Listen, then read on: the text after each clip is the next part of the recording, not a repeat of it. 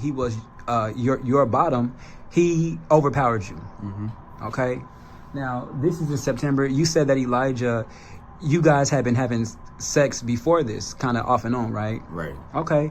Well, this time he didn't want to take no for an answer, and he wrestled you to the ground. Right. Okay. You can take over from there when he wrestled you to the ground. So, as I'm sitting and I minding my own business, like literally sitting there minding my own business, Elijah comes and he like, as he's like still, as I'm pushing Elijah away, like moving Elijah's hand, pushing Elijah's hand away, like he literally comes and he grabs me, like bear hugs me from behind to where like he's forcing my right arm to bend. Okay. And he tackles me to the ground, like Elijah won't let go. Right. And at this point, like he is just like, yo, like I'm finna, like you finna give me dick, like you finna give me what I want. Yeah. And he pulled my pants down and forcefully stuck my genital inside of him and choked me. And it's okay. It's all right. I don't potentially understand why people don't.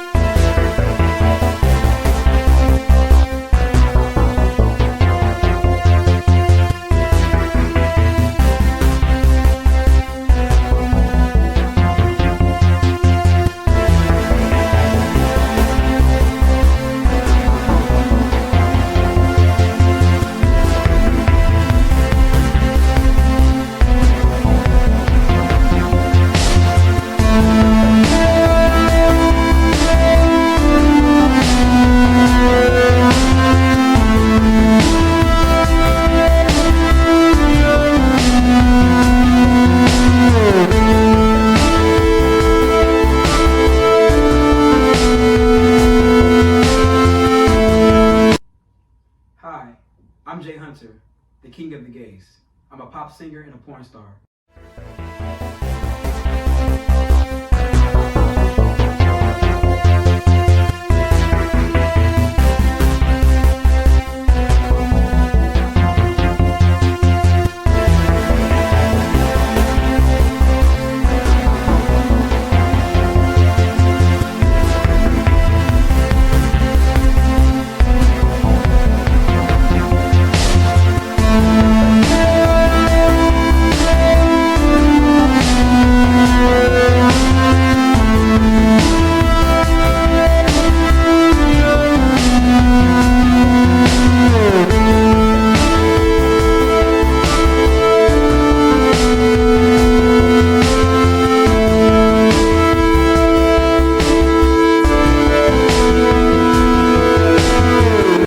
To start off this movie by making an announcement.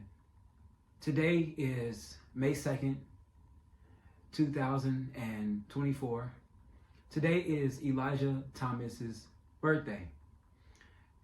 If you do not know, on October 9th of 2023, I released a documentary called The Boy in St. Regis about how I was raped and sexually abused by Elijah Thomas. And then on March 16th of 2024, I released a documentary called The King of the Gays, where a 21-year-old named Mitchell Strong talked about how he was raped by Elijah Thomas.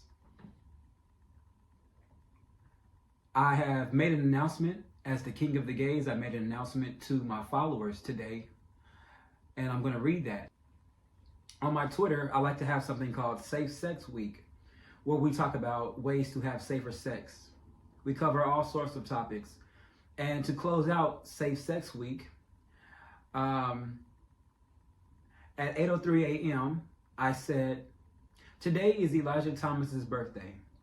For all of his victims that he infected, raped, and used in the gay community, I decided that this day is now a day of remembrance for every disgusting thing he did to us. May 2nd is now our day as his victims to take time for ourselves. So, as I am one of Elijah's victims of rape and sexual abuse and exposure to HIV and narcissistic abuse, I decided that I will take time for myself to observe the things that he did to me by talking about the narcissistic abuse that he caused me during the time that I dated him on and off again from the year 2022 to 2023, which is the times that we had a abusive sexual relationship. You might call it a situationship, and that's fine. I think a situationship is just a relationship where you are being abused and taken for granted. So Elijah Thomas did ask to date me, and I did say yes, but he never showed any signs of wanting to commit to me.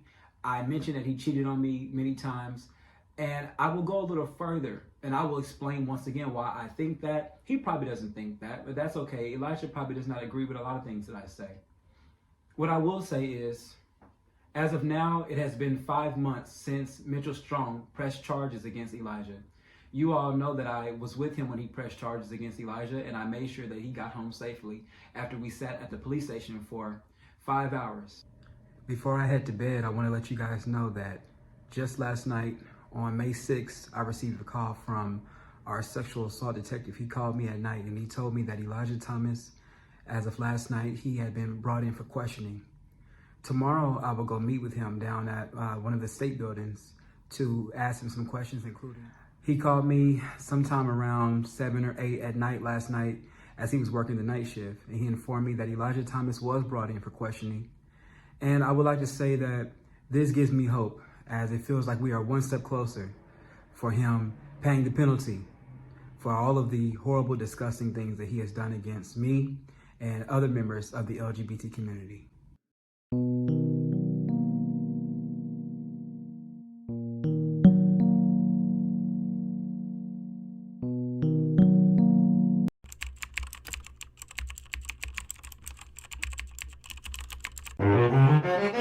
Oh man, homie. Oh man, homie.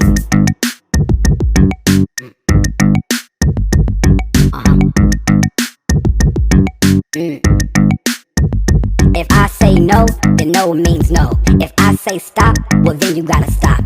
I ain't got time to be arguing. You have to stop if I take away consent. If I say wait, that means wait. I don't have no time for no motherfucking games. One thing you gotta know is that I am in control. My body, my choice, and no means no. You are a rapist, don't wanna face it. Don't need no charges to ever claim it. I know you raped me, I am not crazy. That's why you text me, I know you detest me. I found your victims, helped them get justice. Found out the real truth, I was disgusted. Sexual violence, you was out there wildin'. Knew you was a hoe, but I didn't know our city did. No, that means no. If I say stop, well then you gotta stop. I ain't got no time to be arguing. You have to stop if I take away consent. If I say wait, that means wait. I don't have no time for no motherfucking games. One thing you gotta know is that I am in control. My body, my choice, and no means no. Got it?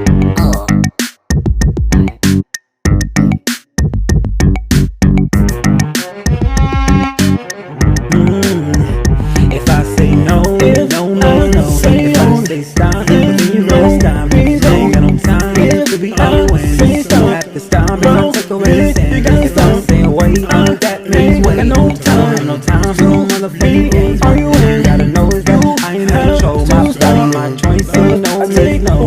If I say no, no, no, no. If I say stop, then you gotta stop. I ain't got no time to be arguing. So I have to stop and I take away the sin. If I say wait, that means wait. I don't have no time for no motherfucking games. I'm in control. My body, my choice, my body, my choice, and no means no. So now that you know what consent is, I don't want no more confusion. If I say no, that means no. I got the power to remove my consent at any time. It don't matter if I agree to come over to fuck you. It don't matter if I agree to come over to sleep with you. If I say stop, that means stop. That's called taking away consent. If I say no 3 times, then you gotta stop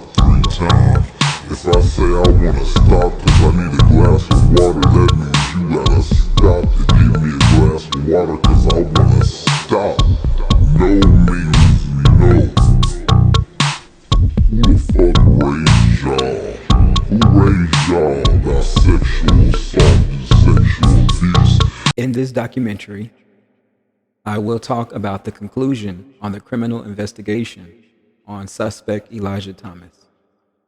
In this documentary, I will also talk about the options that were presented to me at the end of the criminal investigation. And in this documentary, I will also talk more in depth about the psychological narcissistic abuse that I suffered at the hands of Elijah Thomas. I am making this documentary because people have questions and I have answers.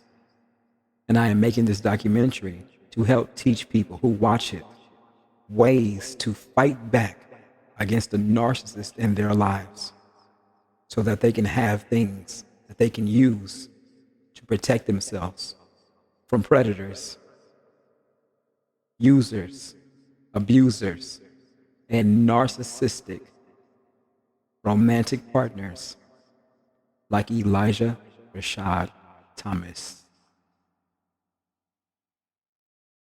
This documentary is protected by the Fair Use Policy.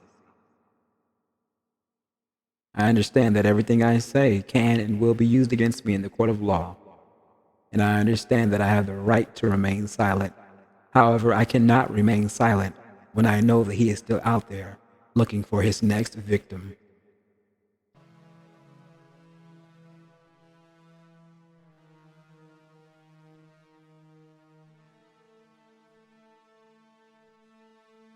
Today is May 9th, and just yesterday I left from the detective's office after he interviewed Elijah Thomas on May 6th, and I got some answers.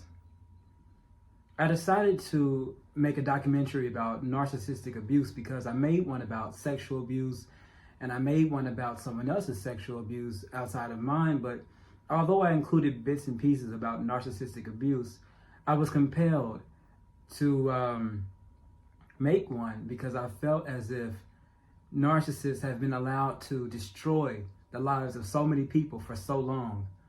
And I got a sign that I was moving in the right direction. Just yesterday, as of today, just yesterday, I have spoken to my detective. He told me that Elijah denied that we were in a relationship together and that he said that we were just casual. So I made a statement on my Twitter. Let's have a look at that statement.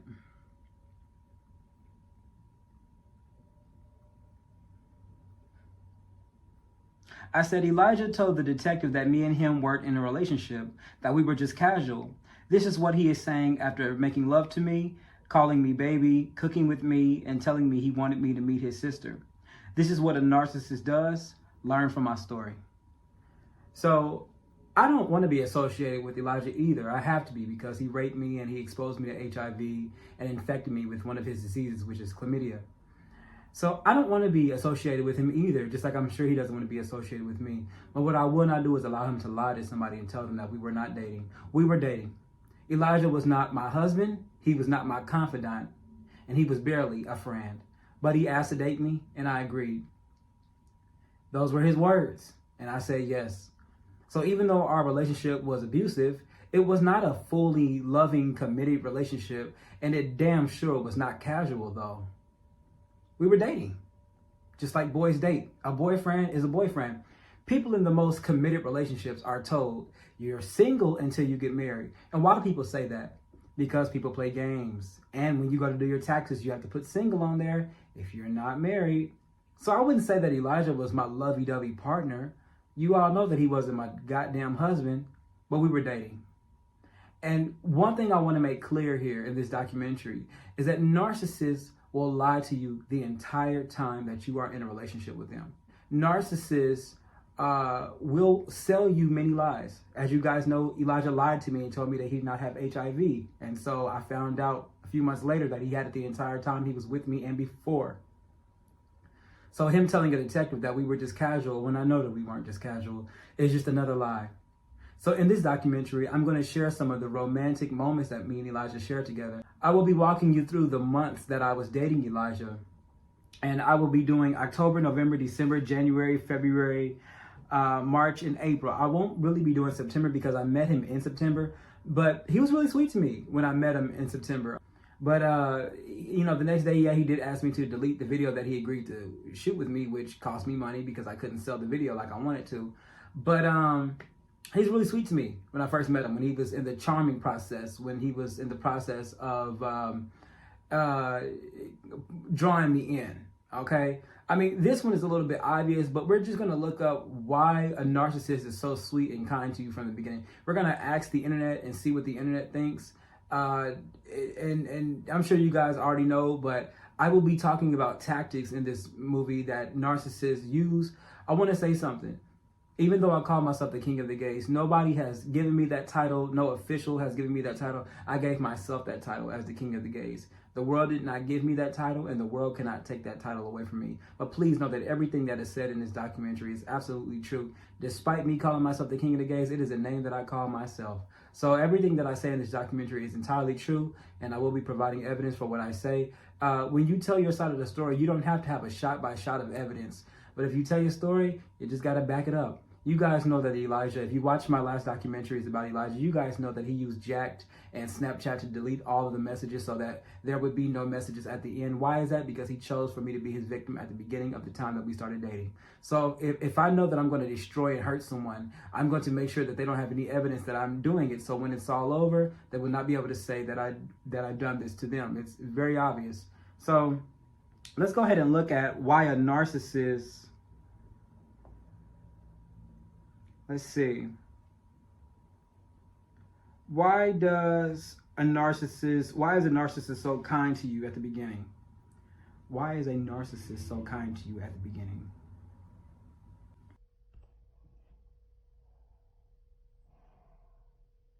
So this is one thing I want you to understand. Narcissists know that at the beginning, what they want from you, they can only get it if they are sweet and kind to you. They know that.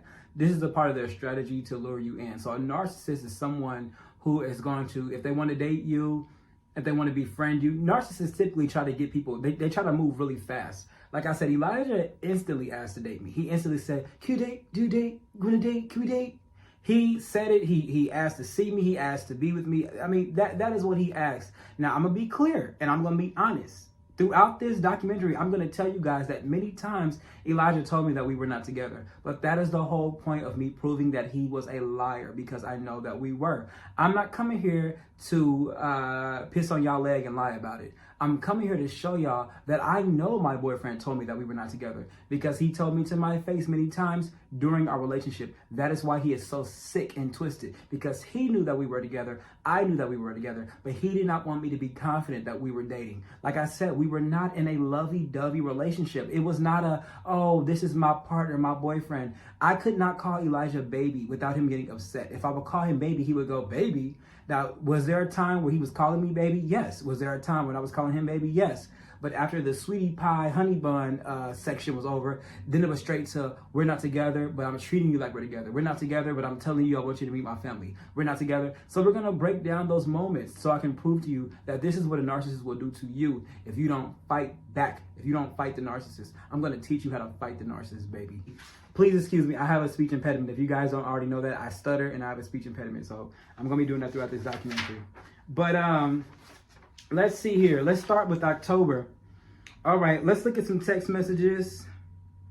All right, in October, Elijah had called me, and you guys already know that he called me. If you look at the documentary, The Boy in St. Regis, you'll know that in that documentary, after he slept with me, he called me and told me that I had to go get tested for syphilis and chlamydia because he had it. Okay. All right. So he mentioned the syphilis. I found out about the chlamydia later on my own, but he did have syphilis and chlamydia. On that day, he told me that he had syphilis. I told him that I would try to go get tested. And then he said, but I don't have HIV, okay? That was the first time that Elijah lied to me and told me that he did not have HIV. Now, you guys know, if you watch the King of the Gays documentary, you'll know that in that documentary, a guy came to me on Twitter and told me that Elijah slept with him without telling him that he had HIV way before Elijah met me, and that he had called him and told him, hey, I slept with you without telling you I had HIV. So this is a track record of Elijah. He did this to Mitchell Strong. If you know Mitchell Strong's story, you know that Elijah slept with him too without telling him that he had HIV. So he did it to me. He did tell one person, and I have a screenshot of that guy who told me that he feels like Elijah only told him that he has HIV because he told him that he had it first. And this guy admitted that he had not slept with Elijah for a year. So Elijah had been with someone who, as of 2024, the beginning of this year, Elijah had not been with this guy for a whole year. And even this guy remembered him telling him that he had HIV. However, Elijah lied to me at the beginning of the time that we started dating and told me he did not have it. Let's look at some text messages between me and Elijah, because I want to talk about COVID. First of all, let's learn about a girl named Amy, a beautiful young lady named Amy. Let's learn about Amy's story. Let's look at her Twitter where she says, just my emergency fund in case my mom stops paying for my doctors. Fundraiser by Nat Robin Lovick. Please help my friend Amy with me. Let's see why Amy needs help. Let's read Amy's story. It says, cheated on by boyfriend whom I was living with during the height of COVID in April of 2020. He swore he was isolating, but then I saw his text to a girl he was hooking up with, telling her his roomie, me, was paranoid. He thought COVID was NBD, which I guess means no big deal. Now I'm disabled for life. Let's read that again, that last those two little parts. He swore he was isolating, right? But then I saw his text to a girl he was hooking up with, telling her his roomie, me, was paranoid. He thought COVID was no big deal. Now I'm disabled for life. Somebody asked her, how did you get infected by COVID? And that's how.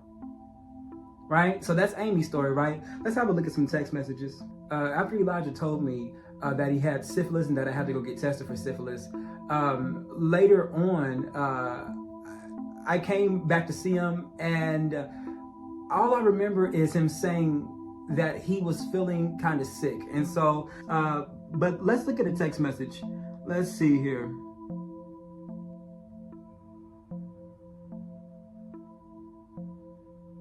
You'll see where I say, you feeling better today? I know you said you felt sick. Hope you have a good day. And that's where he says, yeah, it's getting better. And I said, that's good. And he said, just got finished. Now, I said finished doing what? Because I thought he just had like the common cold. Everybody gets a cold. There's nothing wrong with having a cold. If my boyfriend had a cold, I probably would snuggle up by him and warm him and say, oh, my baby got a cold, and kiss all on him. So I thought he just had a little cold. No, he had the coronavirus. If you scroll down, I said, finish doing what? And he said it was COVID. Now let's look at what I said. I said, damn, sorry about that. Glad you're okay. When did you want me to cook for you? I saw a fish today and it reminded me of you because you smell like fish. So even though he had exposed me to the coronavirus, and even though he had slept with me knowing that he was under quarantine, I still was kind enough to negate that and say, I'm still gonna cook for you. And guess who did that the entire time he was abusing me? I did, because I loved him and truly cared for him. But what I did not know is that even before I got in Elijah's car, he knew that he was going to sleep with me, knowing that he had HIV. And during the entire time we were together, he was lying to me and sleeping with me raw, telling me that he did not have HIV. I could have been just like Amy. If I would have caught the coronavirus from Elijah by sleeping with him, I could have been just like her. Paralyzed from COVID, just like Amy. And I would have been laying in my bed, not moving, while he still would have been fucking all the other boys in my city and getting them sick. Do you think he would have cared about me? Well, he slept with me without telling me he had HIV, so my answer would be, no, fuck no. I mentioned that Elijah experimented on young gay men in the LGBT community. A narcissist does not like you to have control in the relationship. So if you're with a narcissist, they're going to be thinking of different ways to take the control. Let's look at one way that Elijah took the control away from me. So Elijah started taking the control away from me by ignoring me. Okay, this is what a narcissist will do. I'm going to show you guys a message where I said to Elijah, good morning, have a good day. And he said, thanks, you too. And then he says, at October 11, 2022, at 7:12 p.m., Elijah goes, how was your day? I said, hey, it was good. Just chilled with my brothers today. How was yours? And as you can see, he did not respond at all. All right. So that was the start of Elijah ignoring me. So narcissists, they will ignore you, ignore your text, ignore you to your face to gain control. But this is another way that they gain control. They gain control by doing things without asking your permission. If I take your car keys and go drive off, and you don't know that I've done it, that means you have not been able to decide whether I can do it or not. So if I do something without asking you, I'm literally taking your control away of being able to decide if you want to do it or if you don't want to do it, right? So this is why sleeping with someone without telling them your STDs is sexual assault, because you're not giving them the choice to decide if they want to sleep with you with that disease. So that's sexual assault. It's basically taking someone's consent away from being able to consent to sleep with you despite your disease or the disease that you have. It's basically taking their right away. And that is what Elijah did to so many gay men in the LGBT community. I said Elijah experimented on people. In October, I mentioned in The King of the Gays, I mentioned that Elijah defecated on me. Elijah enjoyed shitting on people when he was having sex with them. If you watch The King of the Gays, you'll see that he did it to Mitchell. He asked to do it to Mitchell. Now, if you look at my testimonial, you'll notice that I mentioned stains on the bed. There were shit stains. I honestly, when I was dating Elijah, I thought the shit stains was because the guys that were sleeping with him, I thought like some of their dicks were so big that it was causing him to leak anal fluid. I did not know that he genuinely enjoyed shitting on other people. When he was doing it to me, I still was thinking that it was an accident until I met Mitchell, and Mitchell was like, no, he asked to shit on my dick. And one time he shit on my dick so bad that it was like on the bed, and he was still like, keep going. That is what Elijah enjoyed doing. So narcissists, they are extremely sexual because sex is how they assert control. Sex is how they humiliate, and sex is how they prove that they are good and that they are good at doing their job. A narcissist is going to want to try to have the best sex that they can. He texts me after 3 days of not hearing from him, and Elijah goes, hey. And I said, hey. And he goes, oh my God, I don't know what to say. I'm kind of scared. He was scared because he knew that he had ignored me for so long, and he was expecting me to be like, what you want? Or don't call me no more, or leave me alone. So he was scared. He didn't know how kind I was. He didn't know how forgiving I was at that time. So I said, hi, I hadn't heard from you in so long. And Elijah goes, you want to come over? And yeah, I want to come over. So he goes, do you still have that fish and those fries? He wanted me to cook for him. When Elijah wanted drugs, he would ask people for drugs. When Elijah wanted drug money, he would ask people for drug money. And when Elijah wanted something to eat, he would go to the person who he thought was his hoe, which is me. He thought I was his hoe. That's what he thought. He thought I was his whore. Now, we all know that he's the whore. I was just the person who was innocent and came to him and was raped and abused by him and exposed to HIV. But he thought that I was his sex rag, his cum rag. So he called me because he wanted something to eat and he wanted to get fucked.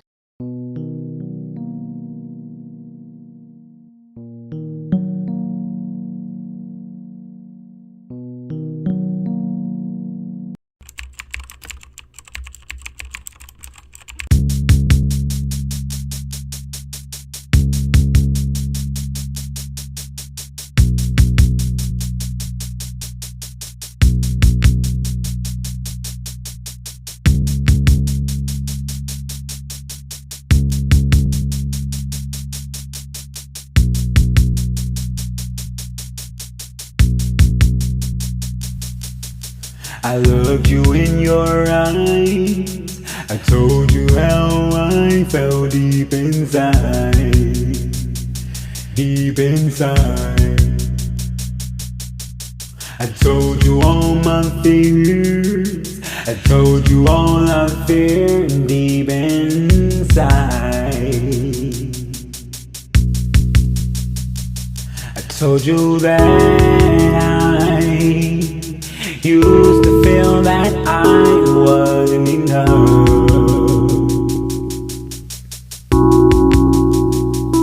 So you took the opportunity to hide away from me all your love. 'Cause you wanted all control. I cooked for you, I showed up for you, I made up for your love. I took a chance on you, I held out my hand for you, I made up for your love. I cooked for you. I showed up for you. I'm enough for your love. I took a chance on you, held out my hand for you. I'm enough.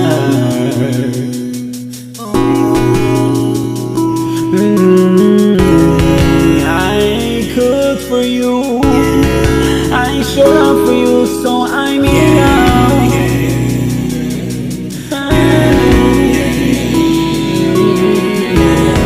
I took a chance on you, held out my hand for you, so I'm enough.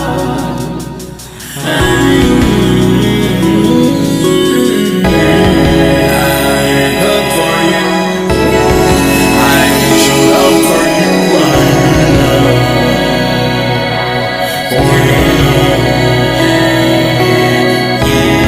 I took a chance on you, held out my hand for you. For your love.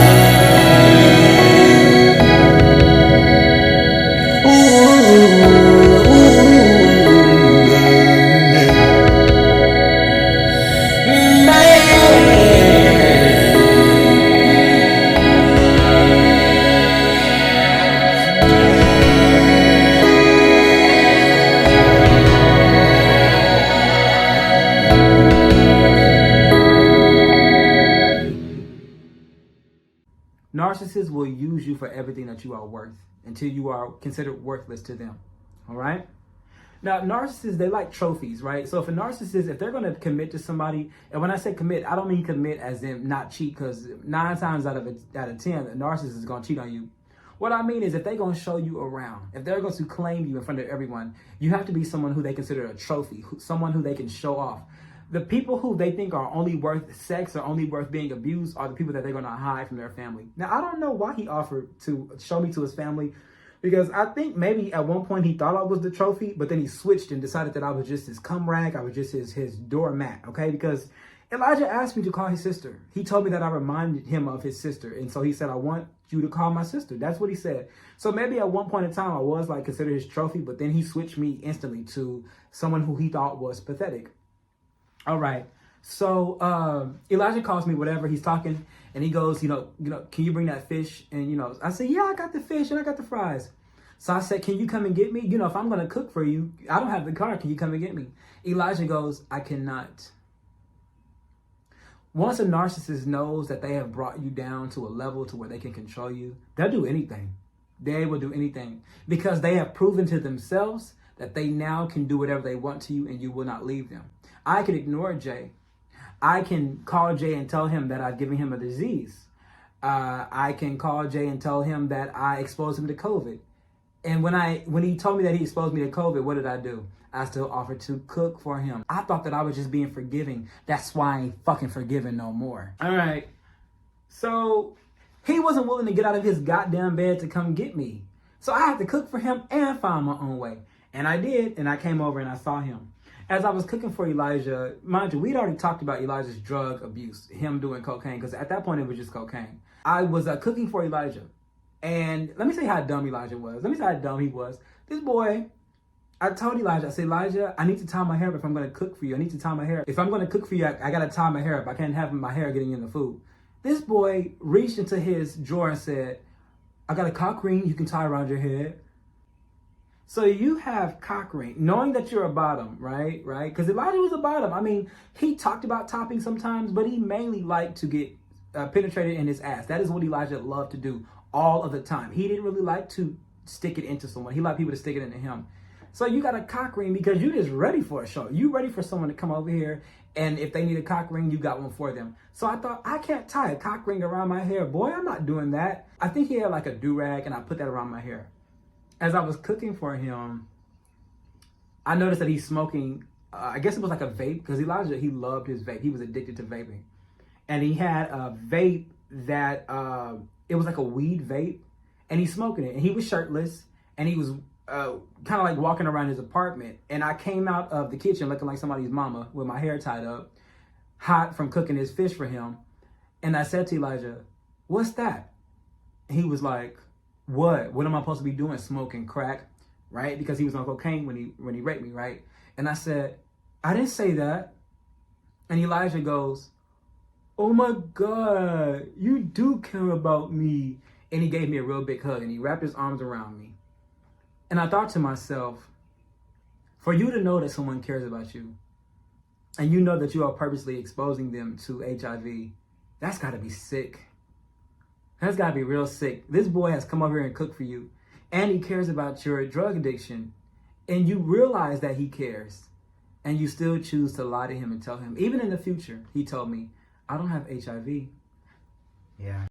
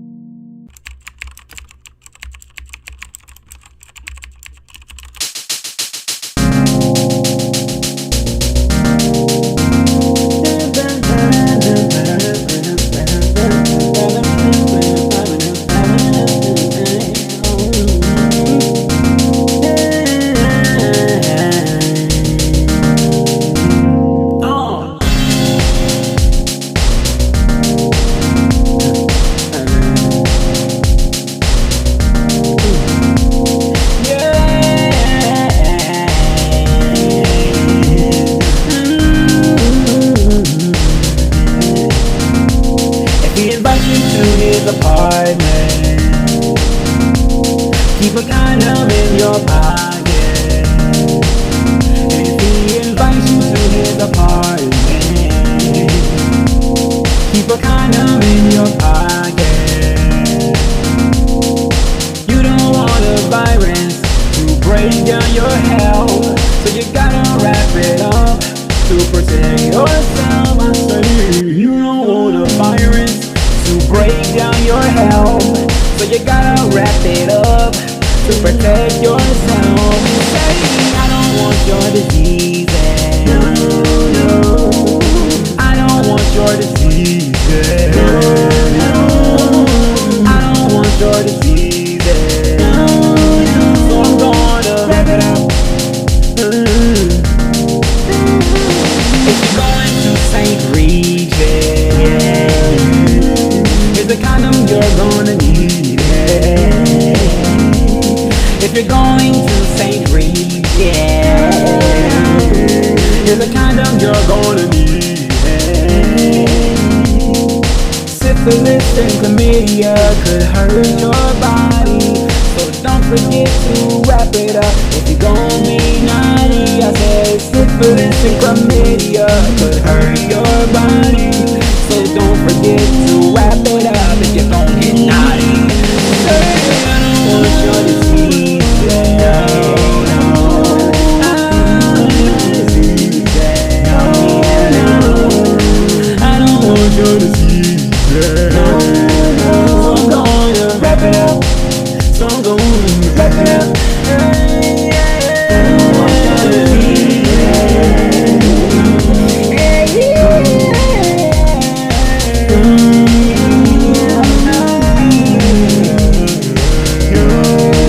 I'm gonna wrap it up. So I'm gonna wrap it up. So I'm gonna wrap it up. I'm gonna wrap it up. This is my body, and you don't have the right to infect me with your diseases. I want my body to be healthy so I can live a long and prosperous life, disease-free, you know what I'm saying?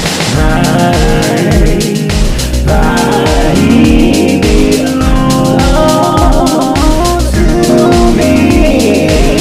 You can't make me say got to walk away. Now I don't want it.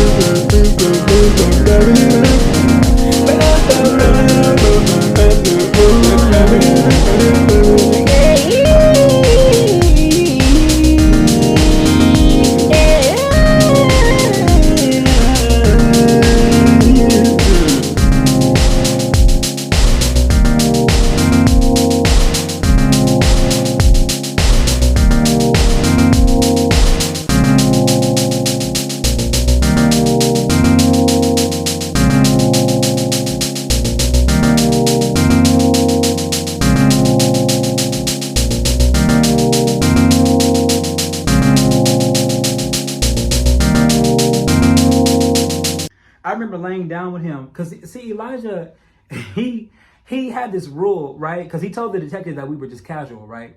Elijah had this rule where he did not want me to eat without him. He did not want to eat without me. If we ate, we had to eat together. After that, I hadn't heard from him again. And you guys already know that he, like I said, he after that, he would not talk to me. He ignored me even after that. Okay, he ignored me even after that. So 3 days after him ignoring me again, he texted me again and said, you want to come over? I want to make s'mores, because we always talked about making s'mores together. That was like a thing for us. Elijah loves s'mores. I love s'mores. And nobody else really likes s'mores, like in my family, like but me. So the fact that he liked them, it was like, oh, cool. So Elijah was like, you want to make s'mores? He came and got me. Oh, and then he told me that he wanted me to stay over his house for 2 nights. And I'm thinking, but you always kick me out right before you have to go to work. What do you mean you want me to stay over your house for 2 nights? Well, your apartment, his apartment, St. Regis. So I said, all right, if you want me to stay. And I told him, I said, why don't I just come tomorrow? He goes, no, come tonight. I'm thinking, okay, whatever. So what he doesn't know is that just hours before that, I was drying my eyes because I hadn't heard from him in 3 days. And when I get in, he puts these groceries on my lap like this. Elijah was so rude to me, but he takes the groceries and he goes like this. And he goes, look what you made me get. Because I told him, I said, I got the marshmallows and I got the chocolate. You get the graham crackers. So because he went to go get graham crackers, he got bananas and like some other things. So I'm guessing that he blamed me for that, but he put them right on my lap. Bam. So as we're driving, we drive past a gay bar. Elijah, he really did not like being around gay people, especially if you were feminine. He really didn't like that. So when we drive by a gay bar, he's like, my friend took me to that bar right there. And I'm like, where do you have me? Where do you have me right now? And he was like, I'm homophobic. And I ignored him because I'm like, he's just joking. So he goes, do you hear what I said? And I said, huh? And Elijah goes, I'm homophobic. And I'm like, okay, whatever. I mean, if you don't like gay men, you sure like fucking. Hey, I mean, you're still gay, so whatever. So as we're driving, I'm telling him, like, I'm going through some struggles. And he's like, you got to have a can-do spirit. You can either have a can't-do spirit or you can have a can-do spirit. This is what Elijah's telling me as we're driving to go have s'mores together. And I'm thinking to myself, this man is coming, got me in the cold. He's taking me to go make s'mores at his house. Just for a year later, or 2 years later, I could be sitting in front of a detective who's telling me, he says you guys were in a relationship. He says you guys were casual. Wow, wow, wow, wow. All right. Oh, when me and Elijah would lay down together, he would light candles. He loved these candles. He had like a crackling candle. And I remember when we were driving, I mentioned that we had to go get a skillet one time. We were driving and I dropped my toothbrush. And I said, damn it. And Elijah goes, what? And I said, oh, it's nothing. And he goes, okay, because I'm nonchalant. And I'm like, okay. And he's like, if I have kids and they come in and they don't want to tell me about their day, I'm not going to push them because I'm nonchalant. And I'm thinking, ooh, if I have kids with this guy, I can kind of tell what parent he's going to be. I had no idea he was telling me that he does not give a fuck about how anybody feels. I didn't know that at that time. Well, as we were driving, he told me that he had bought a candle. He told me, he said, I spent $100 on a candle. And I'm thinking, what is wrong with you? And we're just having like, conversation. When we got back home, I remember Elijah showing me the plans that he was making something. He was building a community center. I mentioned that he was building a school too. I mean, these are all things he told me while we were dating. We're casual, whatever. Anyway, the point of me telling you this story is that when I was laying with Elijah, I had went to bed with him. Elijah, he would do this thing where he loved, like I said, he loved getting plowed. He loved getting like a guy putting their dick inside of him and like ramming. He loved that.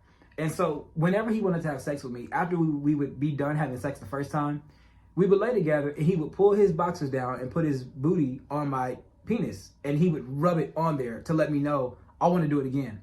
Well, sometimes if Elijah, if he was like not in the mood for sex, just keep in mind, he was a sex addict. He was a crazy sex addict. But if there was a time where he just wanted to be cuddled, when I would start touching on his booty, he would grab my arm and he would throw it over his waist. So I would start touching on him. He would grab me and go. And that was his way to tell me, not tonight. When I came over that particular night, it wasn't immediately about the sex.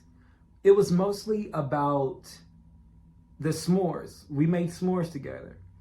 We talked. We laughed. I remember me and Elijah, we laid together facing each other. And I looked into his eyes and I smiled. And I said, and he smiled just like this.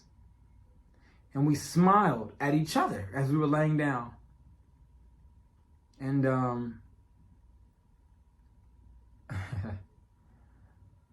I remember waking up in Elijah's apartment after we had done the s'mores and all that.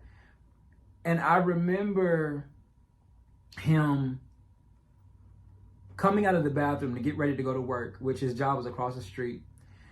And I remember Elijah saying to me, mind you, I laid in his bed, right? You know, he told the detective that we were casual, but I remember laying in Elijah's bed while he was talking to his best friend in the bathroom. His best friend was a white guy. I mean, like he showed, like Elijah showed, I shouldn't have to prove this, but I'm doing it just so I can teach y'all how to watch out for the narcissist games. So I laid in Elijah's bed when he would get ready for work, right? So Elijah, he comes out of the bathroom and he goes, what are you going to do when I'm at work? And I'm like, I'm going to work on some content because you guys know that I was a porn star. I still am. I take new photos. I take new videos. So I thought, well, I'm going to film in the bathroom, in his bathroom, while you're at work. I'm going to do it. If you guys subscribe to my OnlyFans back in 2022, you'll notice that I was in a different bathroom. And that is because I was filming in his bathroom. Elijah comes out of the bathroom and goes, let's eat lunch together. I'm going to come here on my lunch break and we can eat lunch together. Or we can go out to eat. Let's go out to eat. And I said, fine, let's go out to eat. And Elijah goes, I'm tired of spending money. Let's just eat, lunch here. Elijah knows that I was in an open relationship. He knows it. I eventually broke up with the guy, but I told Elijah. He told me that he did not want to be in an open relationship with me. And eventually, around February, I told him I did not want to be in an open relationship with him. So we both were clear with each other that we didn't want an open relationship. However, from October to the end of the time that I met him, Elijah slept with everyone. And when I say everyone, I am just saying it's a figure of speech. He slept with a high amount of people during the times that we were dating. I did not want him to do it, but I knew that he would not stop. So I never asked him to stop because I knew that he would not stop. I just told him that I wanted to be with him. I wanted to commit with him. I told him countless times. I even asked him to marry me on Snapchat. Of course, he thought it was a joke, but I did not want Elijah to sleep with all these men. But I knew that he would not stop doing it, and he was constantly telling me that we weren't together, that we were together during the entire time that we were dating. So I really was lost. I was in like this deep cloud the entire time that I was dating Elijah because I never knew what ground we stood on, and that is what a narcissist wants. A narcissist does not want you to feel safe or secure in the relationship at all, okay? You guys know that Elijah told me the day before Thanksgiving that he did not want to be with me anymore. He didn't want to be associated with me or a part of me. So narcissists, they ruin holidays. They know that holidays are special to you, and so they ruin them. I told you guys that Elijah refused to hang out with me on my birthday. And then on the day of my birthday, he would not tell me happy birthday, and I saw him with someone on my birthday. I told you guys that Elijah, that he told me that he did not think that we were compatible, that he would not speak to me. A day before Christmas, he would not speak to me at all, even though he had told me a few days later that he wanted me to come over his apartment and spend time with him. I told you guys that Elijah, okay, like I said, he broke up with me the day before Thanksgiving. The day before Thanksgiving, Elijah broke up with me. That's why I called Jenny. That's why I told Jenny what happened, because I was so heartbroken that he did that to me. When Elijah came back, he didn't speak to me for, about approximately 2 weeks. Elijah did not speak a word to me. I blocked him because I was so heartbroken, but then I had unblocked him. When I unblocked him, I asked to just talk. I just wanted to talk because I wanted to understand why he did that to me. I mean, he said it was because I had took some pictures in some boxers and he didn't like that. But why tell the detective that we're casual if you're jealous or mad that I'm taking pictures in my boxers online. If we were casual, that shouldn't have bothered you. But like I said, Elijah did not want to be associated with me if I did adult entertainment, even though he agreed to do adult entertainment with me when I first met him. It was all a part of the lie, guys. It was all a part of the schemes and the games. All right. I hadn't heard from Elijah in November for a long time. And then he did something to me. Now, this is the same thing that he did to Mitchell. Mitchell told me that Elijah would invite him over and then he would cancel on him. He would invite him over and then he would say, I'm at CVS. Now, when Mitchell told me this, it triggered something in me because that is exactly what Elijah did to me. Mitchell told me that Elijah said, can you come over? And that when Mitchell would show up, Elijah would go, oh, I'm at CVS. When in reality, he would be in his apartment. This is what Elijah did to me. So once Elijah came back, let's look at December 18th. Once Elijah came back, I didn't speak to him really for the rest of November. I don't remember. I know that we talked like once or twice, I think, and then he ignored me again. So once December got around, that is when he started playing that game where he was getting ready to start hooking his claws back into me. So a narcissist, once they have proven to themselves that they can use you and abuse you, they'll put you on this shelf where they will starve you out of love and affection and attention for about 2 weeks so that you will be so thirsty and so hungry for it that they know they can have you anytime that they want you. And so if you look at December 18th, you'll see where I say, hey, I've tried to reach out to you on both apps. I don't know what's going on, but you keep inviting me over and then canceling on me. I see you're close by and now you're not responding. I love you, man. I hope you are doing good. I just don't know what you want from me. This is kind of sad. I don't know what you want from me. I'm sorry if I bothered you. All right. Now, the reason why, okay, I want to make something clear. If you scroll down, you'll see that Elijah never responded to that message. You'll see that there's nothing after that. It's just another message of me again. I want you guys to know something. Whenever I would text Elijah, probably from about December,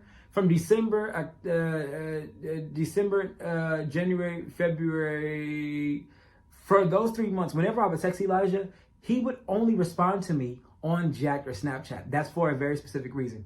He didn't want to have any evidence left. He knew that he had already started abusing me. And now during the phase of him abusing me, he no longer wanted to respond to me anymore on text messages because he knew that he was going to be saying some things that could be degrading, that could get him caught up, that I could use against him. And so during this time of him abusing me, he would read my text message and then he would respond to me on Snapchat and Jack. And I had got so used to it to where I was like, okay, I mean, if that's what he wants to do, fine.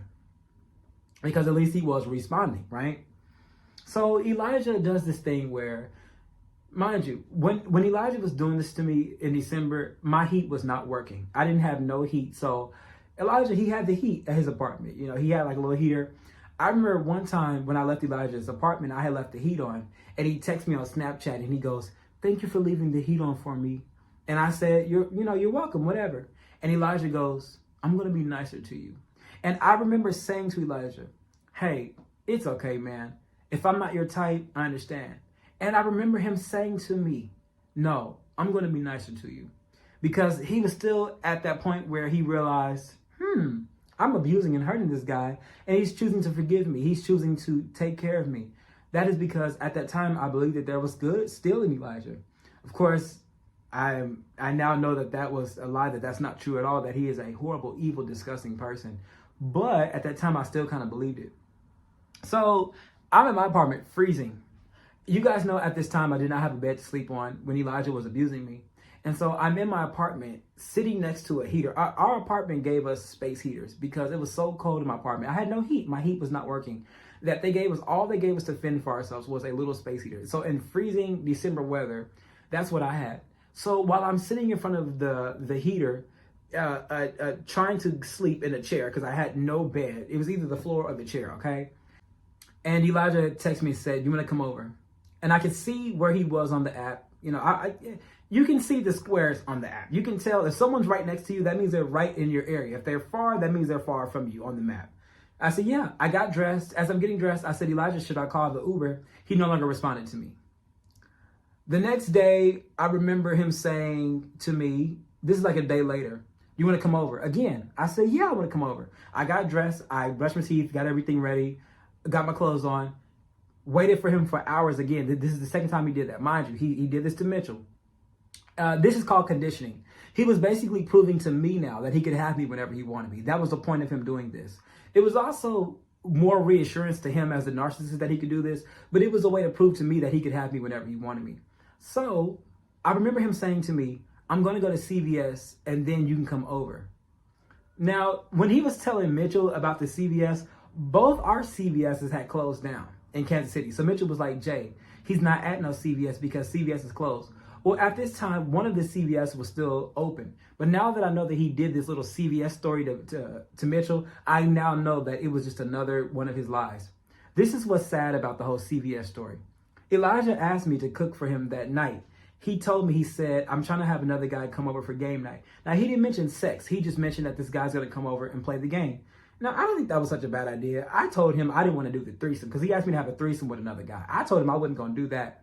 But if you wanted me to come over and play the game with another guy, I would do that. Well, on that same night, Elijah goes, okay, do you want to cook? I said, yeah, I'll cook. He goes, you don't have to if you don't want to. And I go, okay, it's no problem, whatever. Well, once again, on that second night, I hadn't heard from him. And I stayed up all night and freezing in my apartment, sitting by my heater in my clothes. Now, something happened. Elijah's app on the Jack app, it started moving closer to me. I'm thinking, is he about to come pick me up? No. He wanted to sleep with someone, and they happened to be close in my area. Now, I don't know if he did drugs with them or slept with them, but what I do know is that whoever he was sleeping with, he spent the night over their house because his icon was right next to me all night, even until the morning, at about 5 a.m, until he went back home and his icon started moving back. He slept with somebody in my neighborhood. He was a sex addict. I mean, that's what sex addicts do. They don't care who they sleep with at all. And they don't care if they get it from you or if they get it from someone who has a bigger dick than you, someone who has a wetter pussy than you. I mean, whatever they'll do to get what they like, they'll do whatever they can to get what they want. Right before Elijah left for his Singapore trip, I was with him. For all of you guys who was with Elijah on that Singapore trip, he was talking to me when he was on the plane. I could see on Jack that he was 9,000 miles away from me. He was on his way to Singapore. And I remember in December, I remember him having me stay over for, I think, about 2 nights. Now, I told Elijah, I said, Elijah, I got to go to a job interview. So do you want me to come back, on that same night? I remember Elijah telling me, I said, Elijah, I'm going to go. My mom's going to come get me. I was laying with him in bed with him. Yeah. And we were just laying in bed. I was laying on his chest. He was laying on my chest. So I remember telling him the next day, I got to go. I got to go to a job interview. Let's look at what that job was. I want to show this to you guys. Let's look at my cover letter for Chewy. See, now we're in January. This happened in January, okay? So January 24th, you'll see that was my work date, right? Now, that was the start of my orientation. Even though I received this letter in January, when I was with Elijah, I was with Elijah in December. Elijah, I believe that he went to Singapore a day after, because it's so many dates that I have to remember. A day after Christmas, I believe Elijah went to Singapore or got ready to go to the airport to go to Singapore, right? So I was with him just like days before he went to Singapore. I was laying up in his bed with him. Mind you, he told the detective that we were just casual, right? All right. So, okay, this is my acceptance letter. I got a job at Chewy. I told Elijah that I was working at the warehouse because it was a warehouse, but the actual job was Chewy at a warehouse. I was processing dog food. So it was my job to take dog food and dog toys and put them in boxes. That was my job, okay? I told Elijah I got a new job working at a warehouse. He just didn't know that was the actual job. All right? So I was at my lowest. When he was abusing me, see, when Elijah was working as an architect and when he was working, as an architect intern, traveling and doing all these things, I was working at a warehouse putting dog food into a box. So while he was making me feel low and making me feel like I was just a sex toy and using me and abusing me, I was already feeling so low because I was working a job where I was processing dog food. So while I was low, he was pulling me lower. So I felt low at my job and then I would go feel low when I was with him. And as you guys know, I asked to travel with Elijah, right? When I came to see him, I said, can I travel with you? Can I to travel with you. I want to go when you go to LA or when you go to, I want to go with you. And Elijah looked at me after we had sex. I asked him this, right? Elijah looked at me and said, I only travel with people that I know. I only travel with people that I know. That's what he said.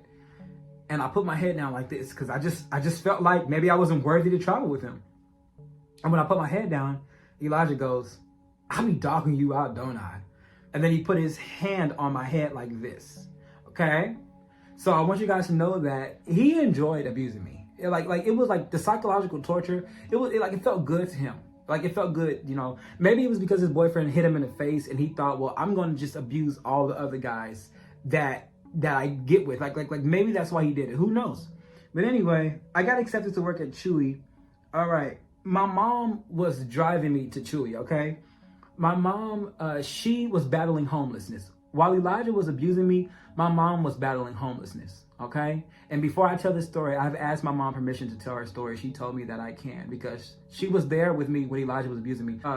My mom was with me when Elijah had texted me, I'm not passed out from drugs. My mom was with me when he sent that message. I showed her the message, so she was there with me. But anyway, I'm jumping the gun. So my mom was my ride. We were working at Chewy together, and my mom was my ride. So January 24th was my start date, okay? Well, before Elijah had left, he had called me over again, right before he was going to Singapore. Actually, Elijah was packing for Singapore, right? But he was talking to his auntie, okay? So one thing about Elijah's auntie is she loved to talk a lot, and she loved to fuss at him. And if Elijah's family is watching this, I don't know if he's told you guys any of this, but if you want to know how he felt about y'all, I mean, yeah, he loved his family, but he loved his auntie, but oh my God, he had a problem with standing up to her. And he told me, he was like, I'm kind of like soft with my auntie, you know. Anyway, so Elijah calls me because I was in my apartment freezing as I always was.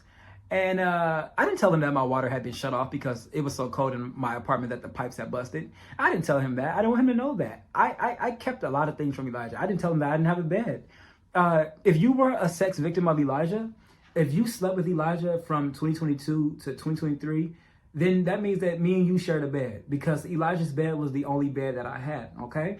So if you slept with Elijah, that means you shared a bed with Jay because we slept with him in that same bed. That was the bed that I would cuddle with him in. The bed that y'all fucked him in, the bed that y'all gutted his hole out in, that was the same bed that I would hold him in and sing to him in. Elijah, he sees me on Snapchat, right? This is right before he's leaving to go to Singapore.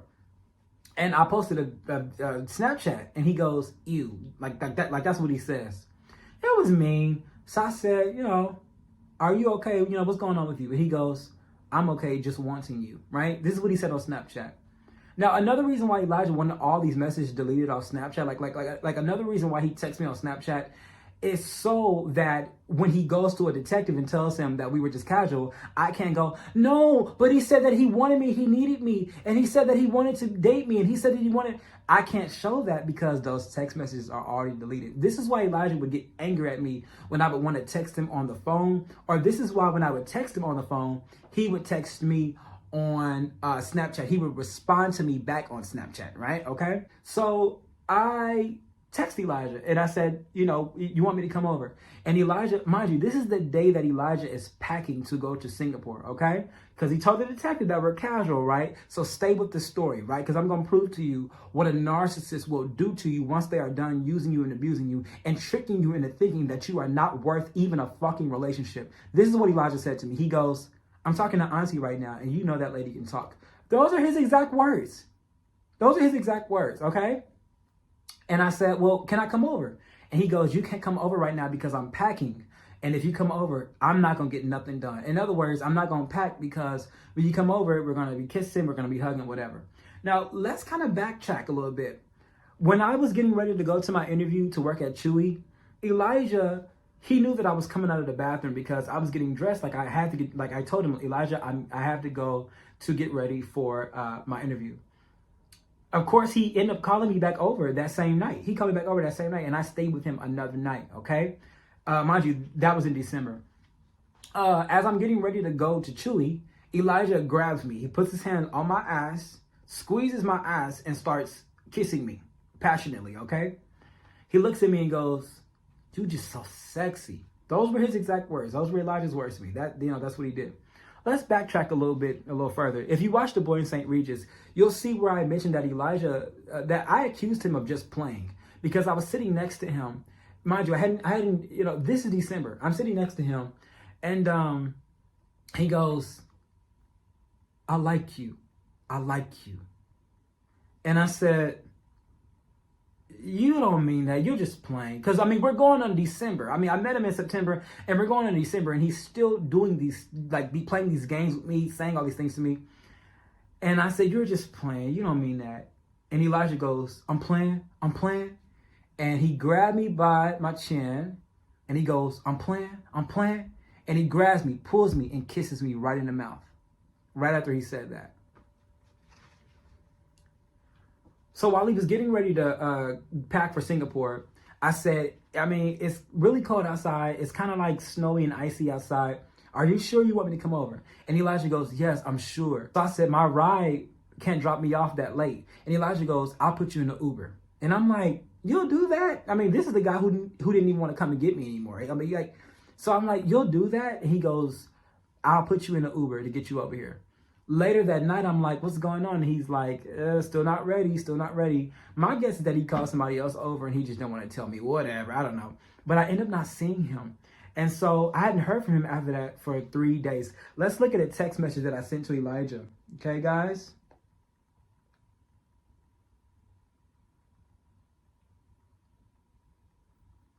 This text message is dated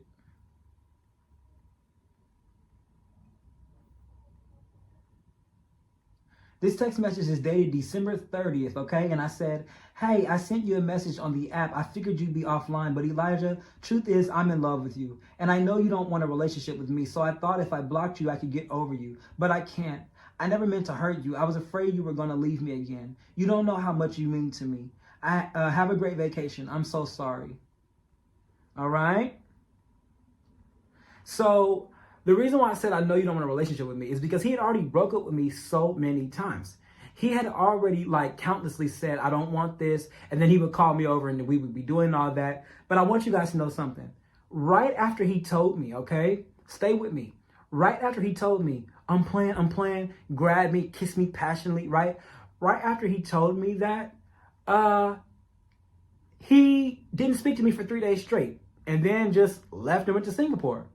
So I blocked him because I thought that was a clear sign that he didn't want to be with me, right? And I'm thinking that I'm never going to see him again because he's in Singapore and he's told me he don't want to be with me. We were going to still end up having sex, making love, cooking together even after that, guys. Mind you, he told the detective that we were just casual. Would you guys believe that Elijah responded to me? But he responded to me on Jack. He did it on purpose. Once again, he did it to me because he knew that he could just block me and take away all those messages. I didn't screenshot those messages because I wasn't making a documentary when I was dating Elijah, because I honestly did not know that he was a serial rapist at that time. I did not know that he was exposing me to HIV that entire time that I was that I had wrote that. Okay, guys? All right. If you guys look at a message that I had wrote, you'll see that. So here's what happened. So Elijah, what he did was basically. From the plane, he responded to me, but he waited like a day to respond to me. This is what he said. He said, "Jay, truth is, I don't think we're compatible. And I think you need to love yourself. Just like I learned to love I had to learn that too." Those were his exact words, okay, guys? Now, this is in December, so this is after all the, I'm playing, I want you over. This is after all of that. Mind you, he hid me from his family. So while he's talking to his auntie don't know about me. His auntie don't know that he's telling me, I'm talking to auntie right now, but you can come over. She don't know none of that, right? He's a liar. Elijah is a liar. He lied to everyone. He lies to everyone, okay? All right. Oh, I want to say something. Yesterday, I received word that Elijah told the detective that he did not rape me or Mitchell. I received word yesterday that he has denied all of the allegations, okay? I just want to make that clear, okay, guys? That's what I was told yesterday when I went to go see the detective yesterday. All right, let's move on. Okay, so when Elijah had sent me that message, my mom had just come into our apartment. Mind you, my mom was battling homelessness, right? So I used to sit out in the freezing cold because when Elijah would hurt me, it would cause my stomach. I would have irritable bowel syndrome. I would go outside in the cold because I have a problem with being indoors. I don't like being stuck indoors for so long. So when Elijah would hurt me, I would go sit outside. Even if it was freezing cold, I would go sit in the cold. And sometimes I would write love poems for him, okay?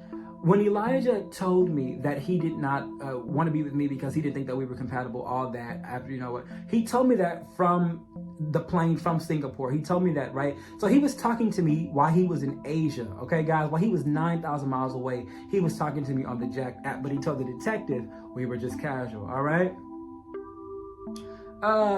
As soon as Elijah told me that shattered my heart. Because after all these games, after all these lies, you're telling me you don't think we're compatible after all of this manipulation, okay? All right? I went home to go stay over at my brother's because my brother's apartment had the heat. My apartment had no heat, okay? Right after Elijah told me that he didn't think that we were compatible and that he didn't want to be with me, right after he said that, my mom came into our apartment and she broke down crying. Now, my brothers were there. My mom, she broke down crying, and I never heard my mom cry this hard. Now, my dad beat my mom. He abused my mom. He threw her against the wall. He threw her on the floor all the time like she was a rag doll. I never heard my mom cry like this.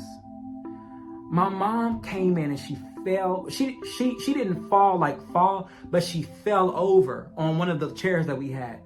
And she started crying really bad, y'all, like bad. And the reason why is because she had $2,000 had been taken from my mom. Mind you, my mom was battling homelessness while Elijah was abusing me. So right when Elijah had got on the plane, my mom was battling homelessness, and so she came to my brother's apartment and she just started crying. And she goes, "They took all of my money. They took all of my money." My mom's going to use that money to help her try to get a home and to pay her car, because my mom was paying her car payments, right? She was struggling to pay her car payments because she didn't have a job and because she was homeless. And so she had some money coming in from the state, but she didn't know that she owed the state that money. So she was going to use that $2,000 to help me because I needed some things, my brother needed some things, and then she was going to take care of herself. Well, right when Elijah had said that to me, that he didn't think we're compatible, right around that time, the government had basically took all of that money from my mom. And so right when I was coming back from being outside, because I was dealing with the abuse that Elijah was causing me, I had to be there for my mom, because right around that time, my mom had just came in the door, broke down crying, and I had to be there for her. And so, like, my brain had kind of like split because I was dealing with what he was doing to me. And then my mom was brokenhearted. Justin came into the room. He was like, "What is going on?" And all I said was, "They took mama's money." That's what I said. Lyric was sitting in a rocking chair on the side. And Lindsay, I think Lindsay was still at work. I think Lindsay was at work, so she wasn't there. It was just the boys. But I remember, Lindsay had came in, but she was over at my apartment. And I remember just trying to be there for my mom as best I could. My mom cried her eyes out. And I'm thinking, I got Elijah right here. I'm holding him right here. But my mom is crying, so I got her here. My brothers are looking at me like, what's wrong with our mom? So I got my brothers right here. And so that is kind of what I was going through. Okay? So you guys know that Elijah, he came right back from Singapore. The day after Elijah came back from Singapore, he asked me how I was doing. Mind you, this guy told me that he didn't think we were compatible, so I left him alone. For all the people that told me that it was my fault that he was abusing me, for all the people that told me that I stayed with him, please know, when he told me that we weren't compatible, I didn't contact him anymore. I just left him alone. But I was still on Jack because I honestly was looking for friendship. I wasn't looking for somebody to sleep with because I didn't really want to sleep with anybody because I was kind of still in love with Elijah. So I was just looking for a friend on the Jack app because I didn't have no friends, which he thought that was so funny. Like, he loved picking at me for not having friends. Now, you guys know that I had to bend over back because Elijah was such a liar. And because he had worked so hard at deleting the evidence from Jacked and from Snapchat, I had to bend over backwards to prove that I was not lying about the messages that Elijah was sending me. I used to write out the text messages. Before I would send them to Elijah, I used to write them out first before I would send them to him. If you look at the text message, you'll see that it's dated right when Elijah comes back from Singapore. Now, if you guys were in college with Elijah, you'll know that this is the day that you guys all came back. You guys all came back like right after Martin Luther King Day. So I'm asking Elijah to leave me alone. And the reason why is because as soon as Elijah came back from Singapore, he asked about me. He asked about me. He even asked to meet with me. He even asked to come see me. Now, you guys know that I mentioned that Elijah told me, he said, I want to make up for lost time. Does that sound like being casual with somebody? That is what he said. Those were his words. Because he said a lot of things. He said some things that were kind of a little weird, but he said some things that were emotional that he knew that he could use to reel me back in. When a narcissist wipes their feet on you, when they abuse you, when they use you, they throw you out in the street, and then they go, let me see if I can do it again. Let me see if I can do it one more time, 3 more times, 4 more times, okay? So he knew that I hadn't seen him in a long time. He knew that I cared about him. And so he goes, I want to make up for lost time. And I thought to myself, oh my God, he's went all around the world, and the first person he thought about was me when he came back. Now, I don't know if he texted somebody else, but hey, the guy that he said that he felt like we weren't compatible, he missed me. I thought that meant that I meant a lot to him. No, he was just checking to see if his sex slave was still available.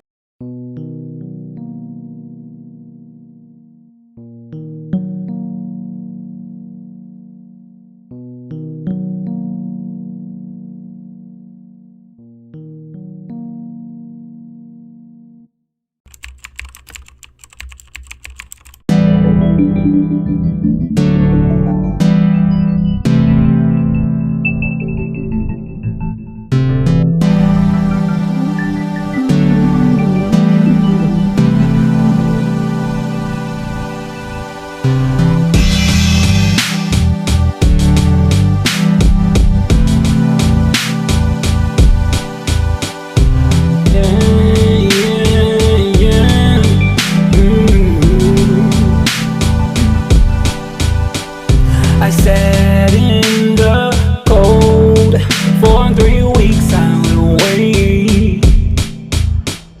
He got off the plane and he texts me real late.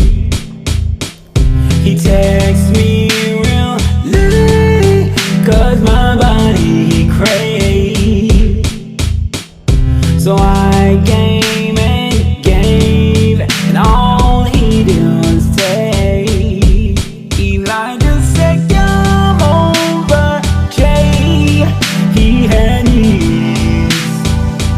Oh, and every man has a need. Would he take care of me? No. Elijah said, come over, Jay. He had needs.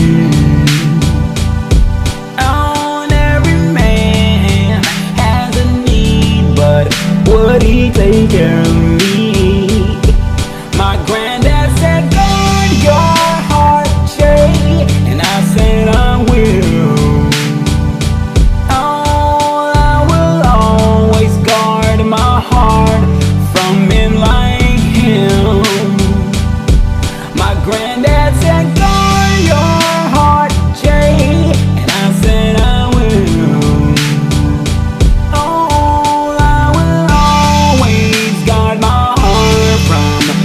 Like him.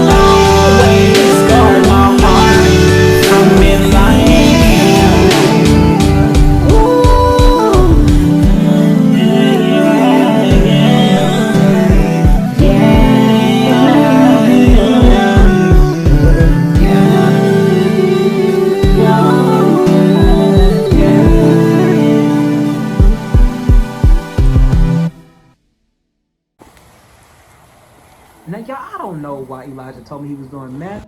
I don't know why Elijah would confide in me. The boy told me that he was doing ice. Okay, he told me he was doing ice. People knew that Elijah was doing drugs. It's not something that I gotta go bend over backwards to prove. He told me that he was doing crystal meth. He said he was doing ice. I don't know why he told me. My first thought is that he wanted me to do it with him, because he asked me to come over to the house. He said, like, would you come over to my friend's house with me? That is the person that he was doing the meth with. He told me he thought his age was about 30. He would not tell me his name because he told me he didn't know his name. As I'm on my way to Elijah's apartment in January, I said, I'm on Broadway. And Elijah goes, no, you're not. And I said, yes, I am. And he goes, I want you to sing Broadway in this ass. That is exactly what he said. Those are his words, okay, guys? And so they like all Elijah thought about was anal sex. Like, that's all he ever thought about was receiving penis in his anus. Like that was like all he ever thought about. That is why he cheated on his boyfriend, because his ex-boyfriend before me, he did not really want to like touch him and like have anal sex with him. Okay, so Elijah, like, he loved anal sex. He loved it. Like I said, after he raped me, he was still forcefully fingering himself really, really hard. Okay, guys. All right. So when I get to the apartment, I come in there, Elijah lets me in. I get in, and I remember hugging him, and he had days where he was so hard on me. He barely acted like he wanted to hug me. Anyway, after that, I remember telling Elijah that I wanted him to come to my cousin Dado's birthday. Dado is born in January, and Dado wanted us to all eat at the Red Door. And I told my mom, I said, Elijah's gonna come to the Red Door. I asked Elijah, I said, Elijah, I said, I want you to come to the Red Door at my cousin's birthday party. And Elijah goes, you want me to meet the fam? And I say, yeah. And he goes, I'm not ready for that yet. And I thought, okay. I mean, at least you're willing to tell me. You know, he could have just ignored me like he always did. But he told me, I'm not ready to meet the fam yet. I said, okay. I was kind of heartbroken because I really wanted him to go to the Red Door. I really wanted him to go. So anyway, Elijah would check my snaps. That was like his way to like kind of spy on me. So when we were sitting at the Red Door, my brothers were all there. My cousin Dado was there, of course, because it was his birthday. And as we're sitting there, there's an empty chair in front of me. And my mom is looking at me because I'm looking at that empty chair like, Elijah is supposed to be sitting right here. I want him to meet my family. That same night, I remember coming back home feeling so sad because I was lonely. I'm going to say something.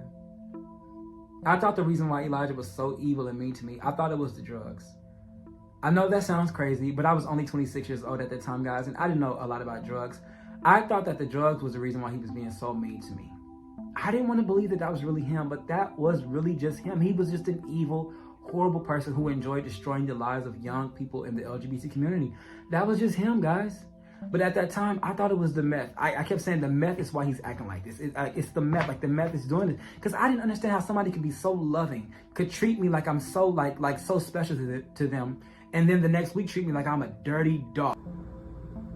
Last time I tried to fight for him, this is April 4th. I can tell you wanted to get something off your chest, not trying to hear it. He didn't care. I said, I would never hurt you, bro. He said, doesn't matter. It's not going to change anything. I said, change what? He said, LOL, you didn't hurt me. Because I never did hurt him.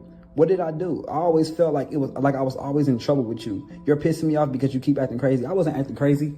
I was trying to fight for somebody who I love and care for. I was trying to keep somebody from having a fentanyl overdose. I was trying to educate somebody about HIV and AIDS. I was trying to be there for him through and through.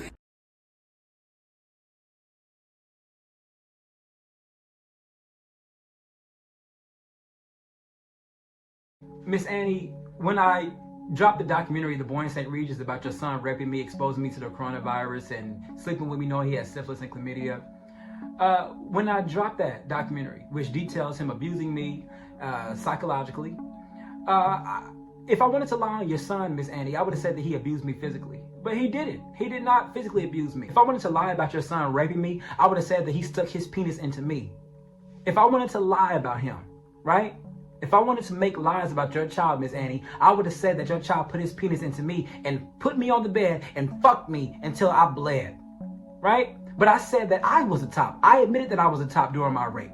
And I went through details of the case that I presented to my lawyer, to a detective, to a prosecutor. My story has always been the same, Miss Annie. The night that your son raped me was October 9th, and he came to the door barefoot.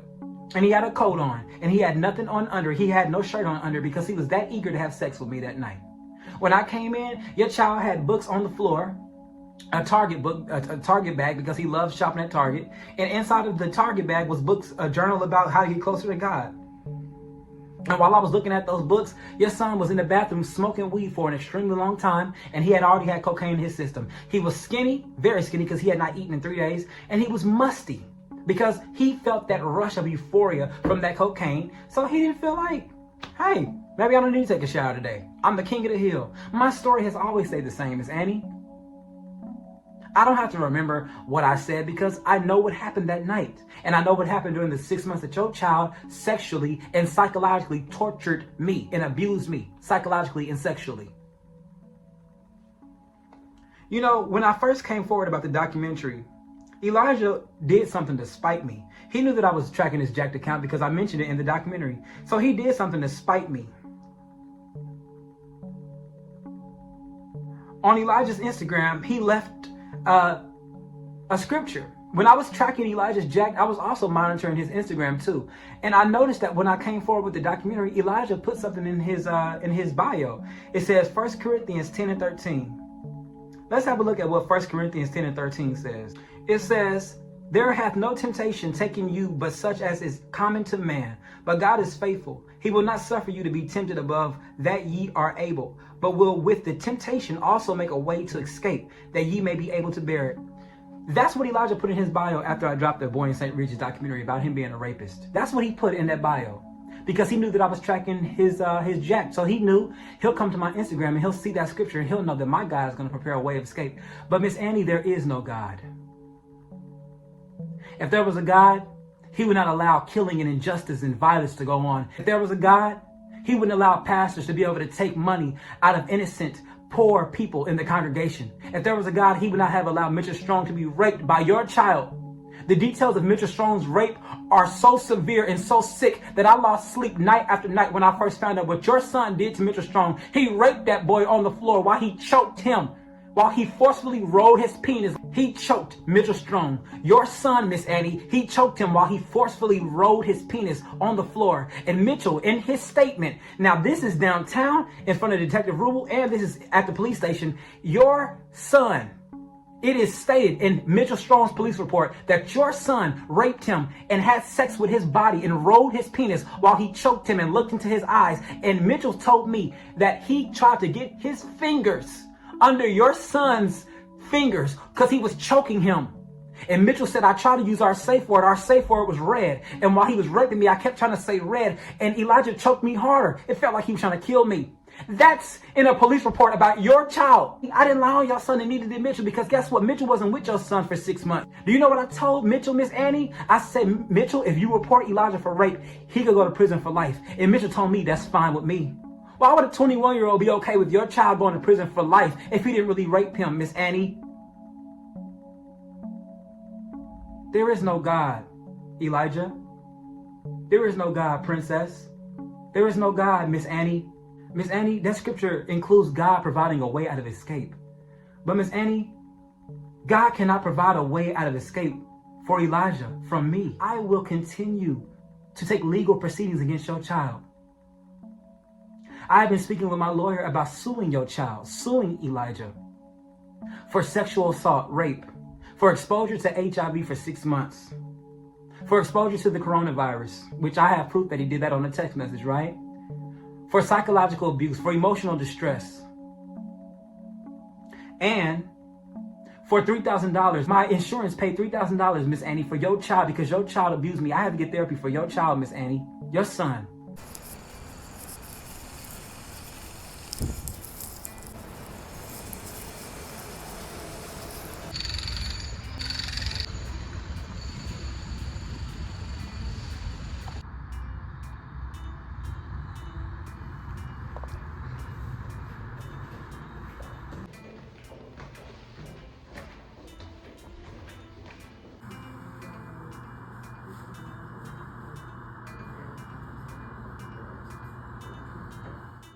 On May 20th, I went to go speak with prosecutor attorney Danielle Sedek-Zod and a victims' rights advocate. And her assistant in a room down at the a prosecutor's office. I think it was on the 11th floor. And when I went in there, I poured my heart out for probably about a full hour, telling them the details of my case with Elijah.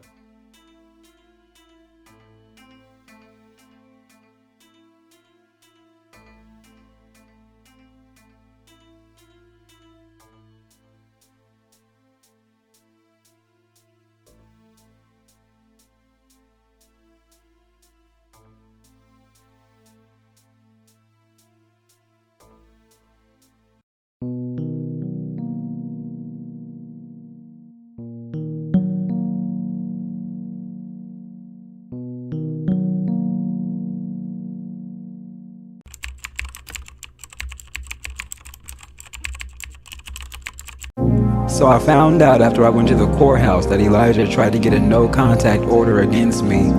A prosecuting attorney told me, Jay, he says you won't stop texting him. And I said, well, do you think I want him? I'm not texting him because I want him. I'm texting him because he is a sexual predator in my city. I text Elijah to remind him that he will pay the legal penalties. I don't want him. There's another man who I want that can treat me way better than he can. Why would I want to be with somebody that lied to me about their HIV status?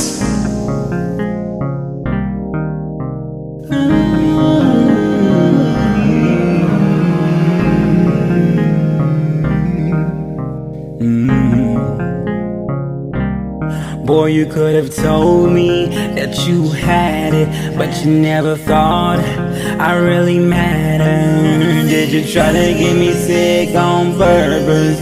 Because you always thought that I was worthless. You see, they finally told me on the phone that you knew you had it all alone. You see, it's called exposure to HIV. How could you sleep with me without telling me a thing?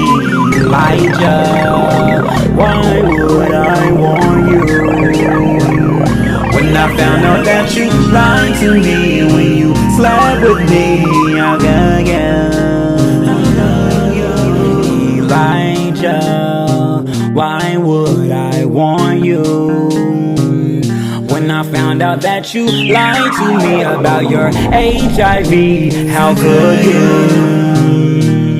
I used to love you, I used to trust you, I used to want you. Now I don't want nothing from you. Well, I do want your money. Now it's F you pay me. I'm so sorry, baby, but you the worst nigga that I met in my life. I don't even wanna hear your ass apologize. I can't believe I even gave you my time. I can't believe I even gave you my time. I can't believe I even gave you my time. Elijah, why would I want you? When I found out that you slept with me without telling me, how could you? Elijah, why would I want you? When I found out that you lied to me about your HIV, how could you?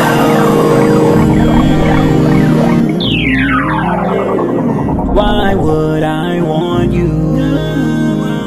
When I found out that you slept with me without telling me, how could you? You are listening to the sounds of the KOG.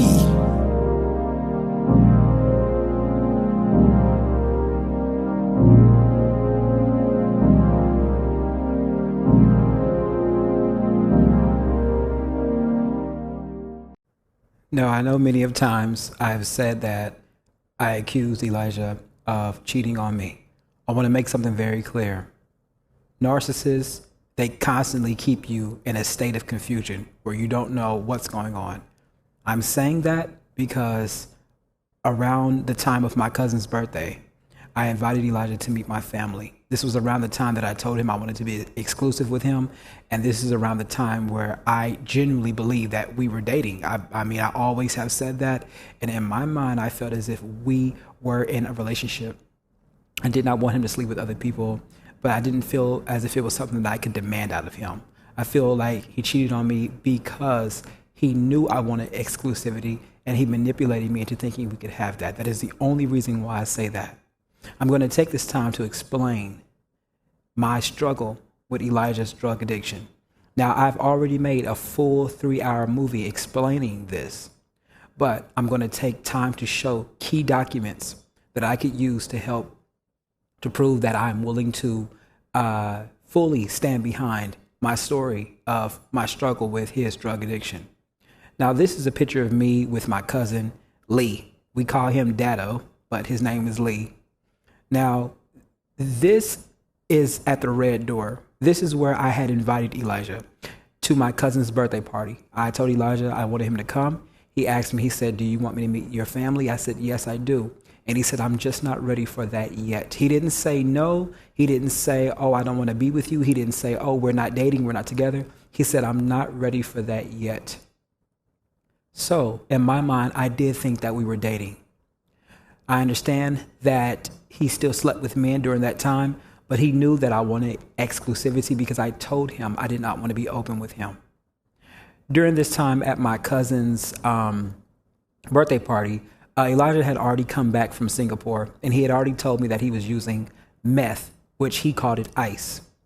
Now, that message is on the Jacked app. I do not have that message. I explained in my documentary, The Boy in St. Regis, that Elijah purposely used Jacked and Snapchat to delete messages from his victims, to hide evidence from his victims. I believe that he had already done this to so many young gay men before he met me.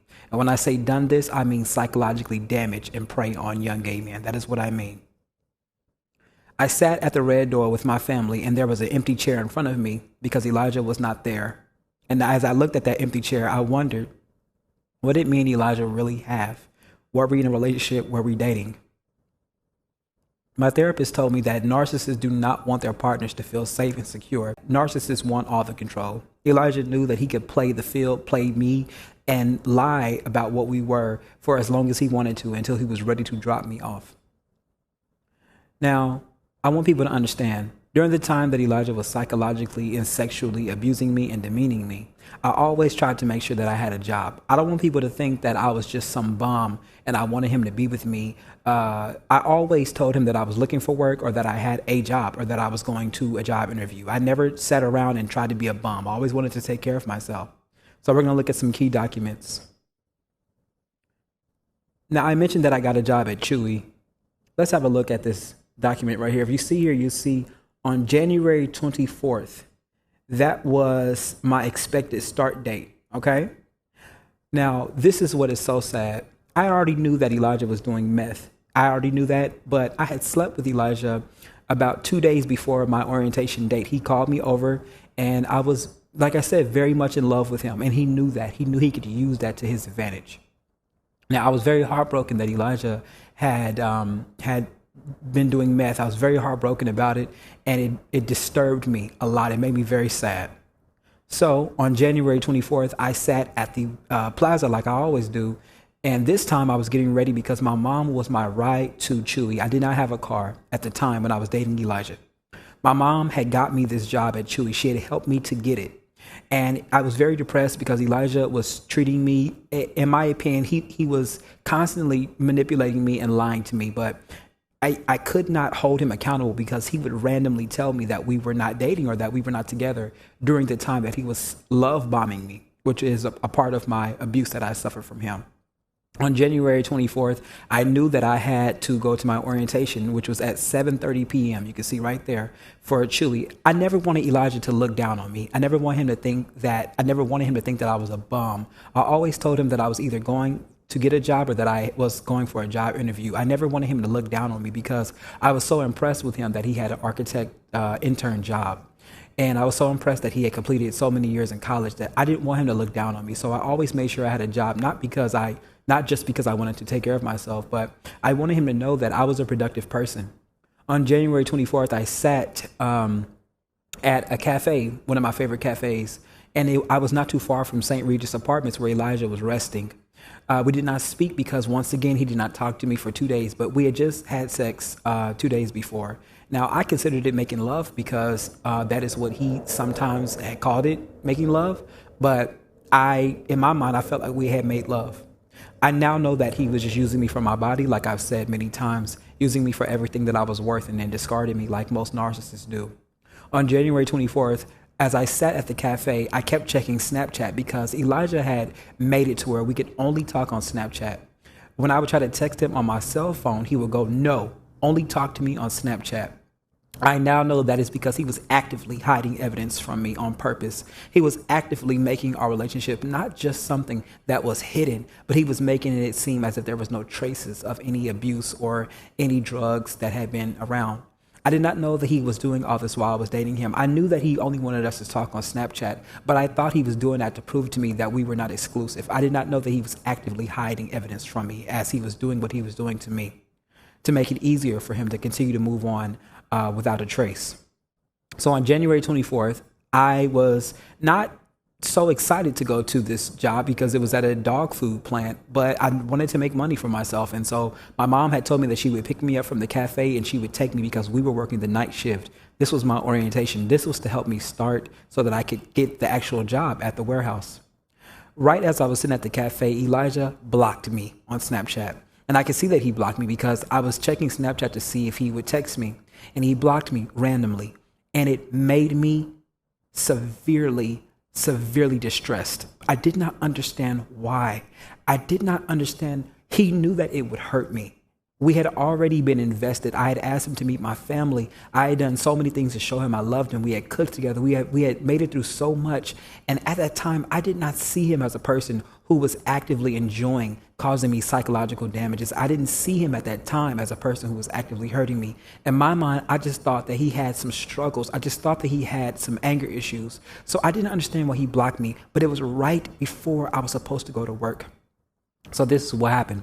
My mom came and got me, and my mom has agreed to be a witness in court for this. I want people to know this. A lot of people can make accusations about me or say that I'm making my story up or say that I'm lying. But these people, just like Mitchell Strong, these people, my mom and Mitchell, they have agreed to testify in court about these events. My mom, she came to get me from the cafe, and I was brokenhearted. I mean, Elijah had just blocked me. And also around this time, I had found out about his drug addiction, and so I was very sad about that.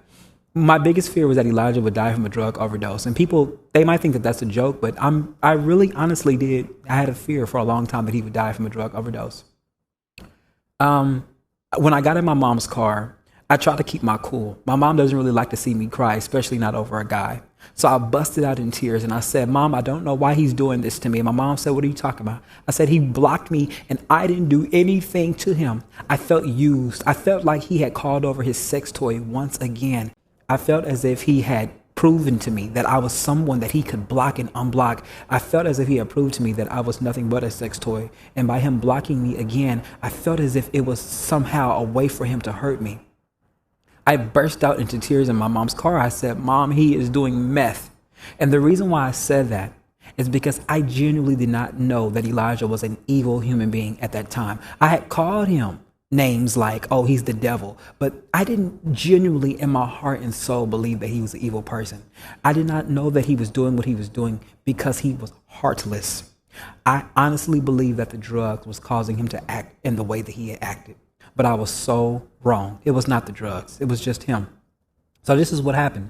My mom could not stand the thought of me crying over Elijah because she knew Elijah had been mistreating me. She knew it. She could tell. She knew that he had broke up with me the day before Thanksgiving. She knew that he had done other things. And so my mom told me, "I don't want to see you crying over him in my car." So I hopped out of my mom's car because I was angry at her for saying that. Now, when I hopped out of my mom's car, I walked to the Plaza Library, okay? I sat at the Plaza Library and I thought, I know how to fix this. I'm going to fix this. I always think I'm going to fix this. I'm going to fix this. I wrote a letter for Elijah. And the reason why is because he was not responding to me anymore on the Jacked app. He had blocked me on Snapchat, but he had not blocked me yet on the Jacked app. So I wrote him a letter at the library. I asked for pencil, pen, and paper, and I wrote him a note saying that drugs and sex that these things were not going to that they were not going to help him. They were only going to kill him. They were going to be his downfall. I can't remember exactly word for word what I said, but I wrote it on a piece of paper from the library.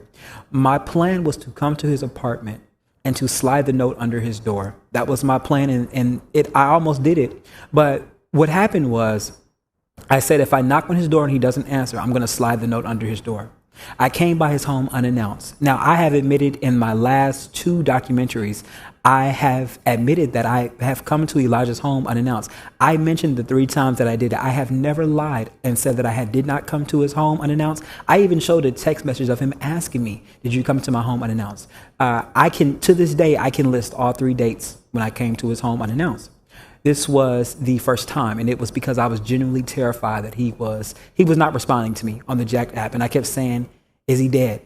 Because I really thought that the meth was the reason why he was acting the way he was. It just didn't make sense at that time. I knocked on Elijah's door. Now, I want people to know, whenever I came to Elijah's home unannounced, which it was only 3 times, whenever I would come to his home unannounced, he would always let me into his front door. I never kicked his door in. I never picked his lock. I would knock on his door peacefully. He would open the door and let me in. When he would tell me to leave, I would leave. But yes, I have admitted in both of my documentaries that yes, I was sleeping with him and having sex with him for 6 months in that bed and cooking for him in that apartment. So I did not see it as a total, complete violation to come by his home unannounced, especially because it was only 3 times. I can understand why that made Elijah upset, but I have always been willing to say that I did, yes. When I came into Elijah's apartment, I was crying. Now, this is on January 24th, and I told him, I said, you have to stop doing meth. I grabbed him by his wrist and I said, you are breaking my heart. I asked Elijah, I said, why did you block me on Snapchat? And Elijah looked at me into my eyes and he said, that's what I do. And that crushed me. Because what he was telling me is, that is who I am. And I told him, I said, are you high right now? He said, no, I'm not high. And what people don't understand is I missed my orientation date.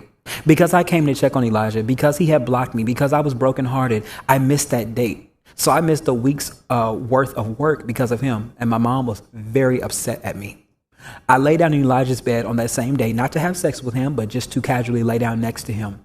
And I told him, I said, you got to stop doing these drugs. I asked him, I said, does your auntie know that you're doing these drugs? And he said, no. I said, how would she feel if she knew you were doing these drugs, Elijah? Now, this is what is heartbreaking. And this is what tears my soul into pieces. Now, I've shared this with my therapist, so she knows the story. And you all, if you have watched The Boy in St. Regis, you know the story, but it actually goes a little deeper. This is what is so sad, and it brings me to tears even to this day. As I laid on Elijah's bed, he got unjacked, and I said, you probably texting your man right now. And I said that to be smart aleck because I knew that he was sleeping with other men, even though I did not want him to. He had made it to where if I accused him of cheating on me, he would say that we were not together. And then randomly he would do things to let me know that maybe we were dating. So I never knew really where we stood. But I looked at Elijah and I said, you're probably texting your man right now. And he said, yeah, I am. In reality, he was just texting his weed man. Now, this is what's sad. Elijah was impressed by his weed man. His weed man was a cool young guy. And Elijah, right after I had the drug intervention for him, I'm not going to lie, I spent about at least a good 10, 15 minutes trying to tell him like how serious drug addiction was. But after I had the drug intervention for him, I laid in bed next to him. And what is so sad is that Elijah, he had called his drug man to the apartment about 15 minutes after I had the drug intervention for him. His weed man was very cool and very relaxed, and Elijah liked him. His weed man was one of those cool, chill guys. He was, just nonchalant, just like Elijah was. And as he was talking to his weed man, Elijah looked over at me and said, be like that, be like him. And to this day, that brings me bone-chilling anger. That after I had a drug intervention for him, he looked at me and said, be more like the man who is bringing me drugs. This was all a part of Elijah's game. Elijah's game was to remind me that I was not what he wanted and that I had to constantly work harder to be what he wanted. And he constantly made me feel as if I did not work harder to be what he wanted me to be, that I did not deserve to be around him or in his presence. Now let's move forward. As I continued to struggle with my fear that Elijah would die from a drug overdose or that the drugs would overtake his life, Elijah told me that he felt as if the drugs were making it easy for him. When he was at work, he said he could focus better when he was on the cocaine. I remember I sat next to Elijah the night that he had cooked for me, and he told me, he said he had saw that a guy was very successful on Instagram. And Elijah told me, he said, I asked him, I said, how are you doing all this? And Elijah said that the guy told him through DMs, he said, oh, it's the crack. Elijah told me that, and he said, see, that's how I know that other people are doing it. And my heart broke because I thought to myself, there is no way to get him off of these drugs. People have to understand, if I had a video or a picture of Elijah doing drugs, I would not post it. I would not post it because it's illegal. I don't have any text messages of Elijah telling me that he had did the drugs because he had deleted them on the Jacked app. That is what he did, and that is what he always did. He knew that if he said anything to me on Snapchat about the drugs, that they would be gone. At that time, I was not screenshotting anything from Elijah because I didn't feel I needed to. I didn't know I was dating a sexual predator at that time. I had no knowledge yet that he was continuing to prey on other young gay men. Let's have a look at when I got my job at Truman Medical Center, which is called University Health. During this time, Elijah was still, in my opinion, he was still doing the drugs. I don't know when he stopped. I don't know when Elijah stopped. But let's have a look here. If you see, this is my BLS. In order to work at University Health Hospital, I had to get a BLS. No matter what Elijah was doing to me, no matter how much he was abusing me or mistreating me, I always picked myself back up to go get me a job. I knew I had to take care of myself. I knew I had to fend for myself. And I was not expecting any other man to take care of me, obviously. So I picked myself up and got me a job. Now, this is what is so sad.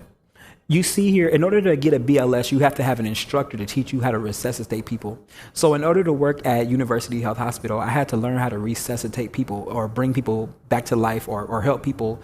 In other words, if I took a patient down a hall and they started to code, or if they had a heart attack, or if they could not breathe, if I could not help them, there's a chance that I might be found liable. Now, if you look here, you see my instructor. Now, I don't mind you guys seeing this information. I've been open this entire criminal investigation against Elijah, and I've been open on this civil case about what's going on with him. Now, if you look here, you'll see my instructor's name was Greg Wyatt. If you look down here, you'll see that I completed my course on March 31st. This is just about 3 or 4 days before I text Elijah on April 4th to see was he okay. And you can already guess why I text him, was he okay? You already know that, especially if you watch my last documentaries. Now, Greg was teaching us about the Heimlich maneuver and about how to push into a person's lungs, how to help a baby breathe again if a baby is not breathing. And as we sat down, yes, Elijah was on my mind. I was in love with him. He was always on my mind. Despite the abuse, despite the sexual abuse, he was always on my mind because I was in love with him. I was. Now, when we were sitting at the table, I had not spoken to Elijah for a long time. Once again, Elijah constantly ignored me, constantly pushed me out, constantly told me, don't talk to me. I don't want to talk. That was what he constantly did. He was very cruel to me when we were dating. Now, when I was getting my BLS, as I sat at the table, for some strange reason, I don't know why, but for some strange reason, we started talking about drugs. And I don't know why the conversation started about drugs. I was sitting at the table with 2 women and with Greg. It was just me and 2 women. I think it might have been 3 women. I can't remember for sure, but we were talking about drugs. And one of the women started talking about fentanyl. I told Elijah that a lot of drugs are laced with fentanyl, especially meth. People don't understand. I didn't know anything about drugs really before I met Elijah. I researched about drugs because I was dating him and he was doing drugs. That is why I really did a lot of heavy hitting research to learn about all these things. I really went deep because I wanted to help Elijah. I really did. Even though he did not give a fuck about me. So they started talking about drugs. And as soon as they started talking about drugs, tears started to well up in my eyes. Now, I don't know if Greg or the other ladies could tell that tears were in my eyes, but I was very sad because Greg said that they were using fentanyl and they were testing it on people, that people who sell drugs, that they use fentanyl and they test it on people. And if a person dies, that's how they'll know how much dosage to give the next person. And he said some people who are drug dealers, they find people and they use them as testers. And I thought to myself, I wonder if a drug dealer ever used Elijah as a tester. And the reason why is because the night that Elijah had raped me, he had cocaine in his system. I have said many times that Elijah told me that he paid $80 for cocaine, and that on October 9th, when he had raped me, that he had cocaine in his system. I have said that many times, and I will always say that that is true. That is what he told me over the phone. And I experienced him being on cocaine the night that he had raped me. Now, Greg kept talking about drugs, and all I could think about was Elijah. And I know for sure that he was not thinking about me. That's plainly obvious. But all I could think about was him. And so that was on March 31st, okay? Now, I get it. Greg works in health. He works in healthcare. So, of course, he was talking about drugs. I get it. But I just don't know why he was talking about fentanyl and weed in the way that he was, because the conversation really was about resuscitating human beings and babies. I don't know how we got on that topic, but we did. And because they talked about dying from drugs, all I could think about was Elijah. So about a few days later on April 4th, right? Because mind you, my course date was completed on March 31st. On April 4th, I text Elijah to see was he okay, because I was worried about him doing drugs. And then after I dropped my first documentary about him sexually assaulting me and abusing me, I found out that he had HIV the entire time that I was with him. I cried my eyes out to my family, to my mom especially. I said, Mom, the entire time I was trying to help him off drugs, he was purposefully exposing me to his HIV. I did not know at that time that drugs complicated HIV medication. And here's why. Because I had never dated anybody with HIV. So I didn't know anything about ART or ART or any of the medications. I didn't know anything about I just knew the small basics of HIVs, that once you get it, you never stop having it. I didn't know that Elijah had it because he had lied to me twice and told me he did not have it. And so that is the proof that I have, that I'm willing to list these dates. People have told me, out of anger, people have told me that they wish that Elijah would sue me for defamation. And I want you guys to know that if he ever chooses to sue me, I will be ready for him in court. However, he has not at this time chosen to sue me for defamation. He has not filed a single lawsuit against me. So I want people to know, even though some of you guys might not believe my story, or even though Elijah has denied the drug use or the drug abuse, I want you guys to know I'm ready at any time to tell my story of survival. I dated a drug addict, a sex addict, and a fucking whore rapist who abused me. And this will always be my story. I will always tell my story wholeheartedly because I got to live it. Y'all get to watch my story through a fucking screen. Y'all get to watch my story through a fucking screen. I lived this with this horrible, evil bitch. I got to live through this. My job was jeopardized. My health was jeopardized. My sexual health was jeopardized. And y'all can blame me for everything. Y'all can point the fingers at me all y'all want. But I did not know he had HIV because he lied to me about his HIV status, and he willingly slept with me knowing that he had HIV. And what is so sad is that according to Mike, Elijah called Mike. He texted him and he said, there's something that I should have told you before. And what that was is that he had slept with him raw without a condom, knowing that he had HIV. My question is, why did Elijah tell Mike there was something that I should have told you before? If Elijah thought that he should have told Mike that he had HIV before he slept with him, then why the fuck didn't he think he had to tell me he had it before he slept with me? I'll tell you why. It's because he got sloppy. He stopped caring about people more and more and more and more and more as he continued to find new victims to hurt, to sexually abuse, to rape, to molest, to psychologically damage. He stopped caring more and more because Jack made it to where he was a kid in a candy store. He was a kid in a candy store and he was on an app looking for dick. And he knew that if he lied about his HIV status, that I or the other man would not block him like Mike blocked him when he found out that he fucked him without telling him he had HIV. You know, Elijah always talked about Jesus Christ. He loved talking about God.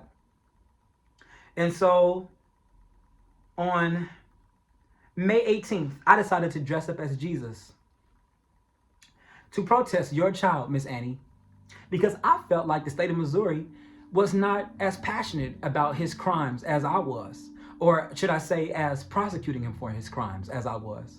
So on May 18th, I protested your son Elijah in the streets of Kansas City, I stood on the hot pavement and protested your son because not only had he raped me, not only had he exposed me to HIV, but he had exposed others to HIV, and he had raped Mitchell Strong.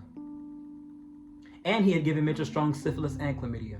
So I protested your child on May 18th, dressed as Jesus, because I thought to myself, what would Jesus think about Elijah's rape case? I had to go on the streets of Kansas City and protest your child. Let's ask Jesus what he would think about Elijah raping young men in the LGBT community, about him purposely giving people syphilis and chlamydia, about him exposing men to HIV, making it easier for them to catch it.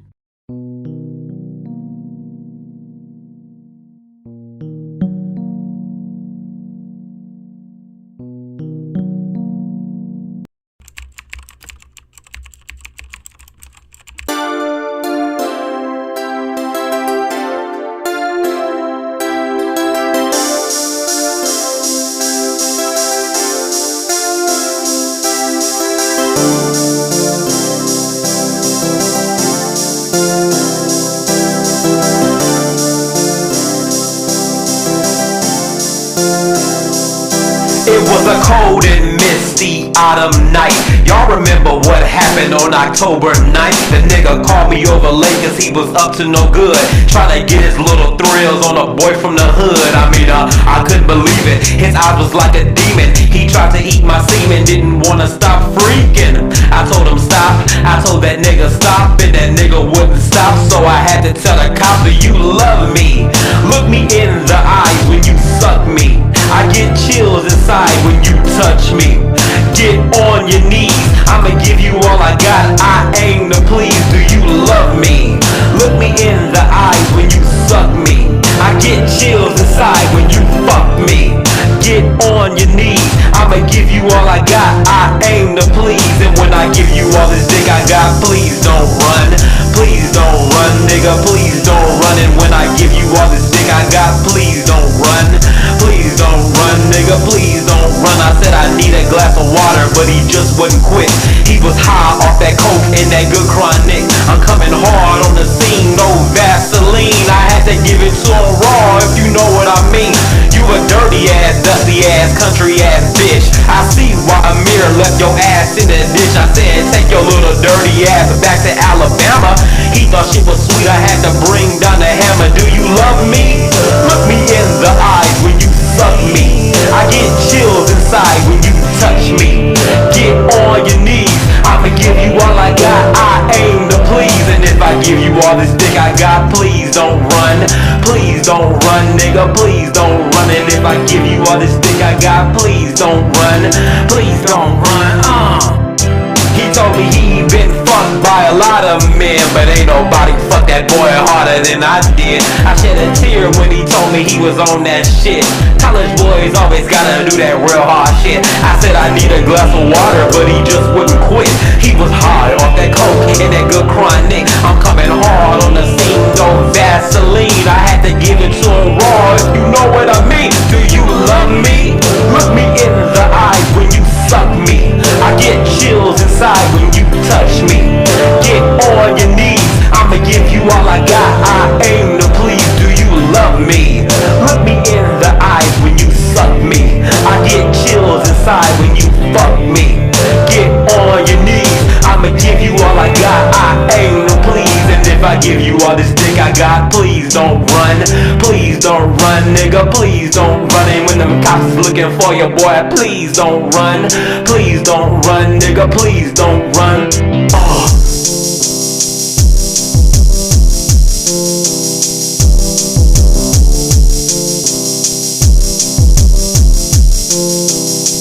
Bitch. I must be, nigga. I must be, nigga. I must be, nigga.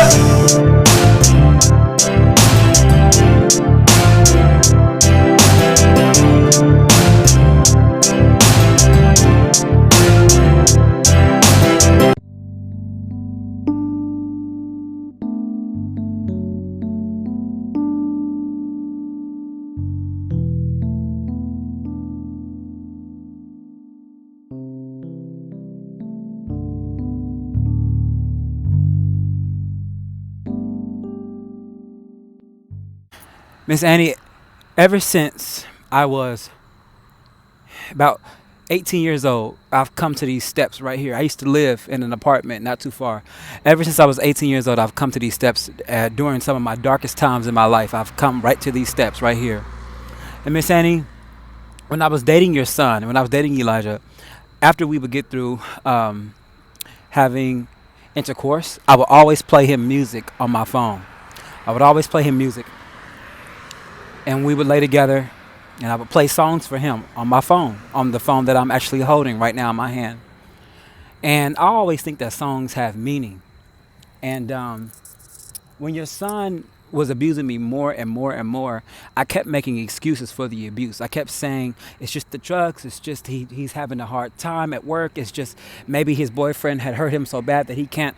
I was making excuses for all of the disgusting, horrible things that your son was doing to me, because I was raised that people can change. I was raised that you forgive people for what they do.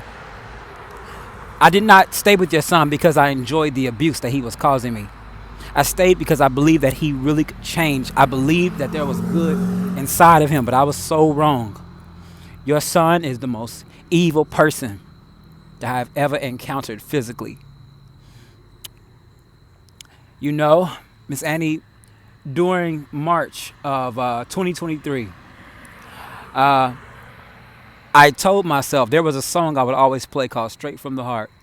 And I told myself that if I ever got the chance to get back with your son, because I had not seen your son in about, I think, a week. I had not seen him in a week.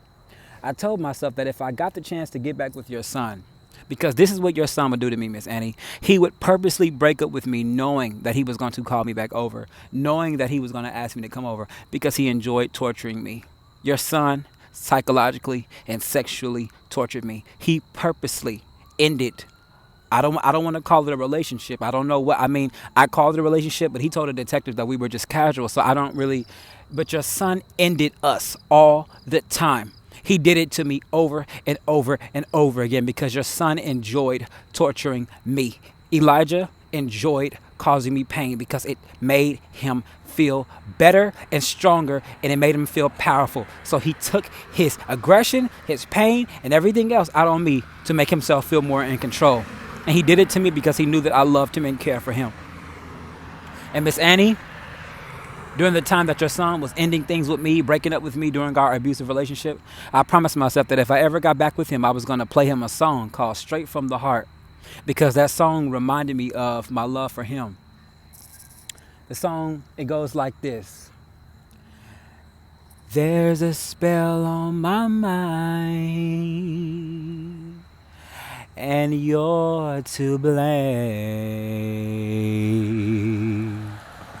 Nothing else in my mind could ever be the same. It must be love, for there is nothing that I won't do for the love of you. From now on, everything that I have is yours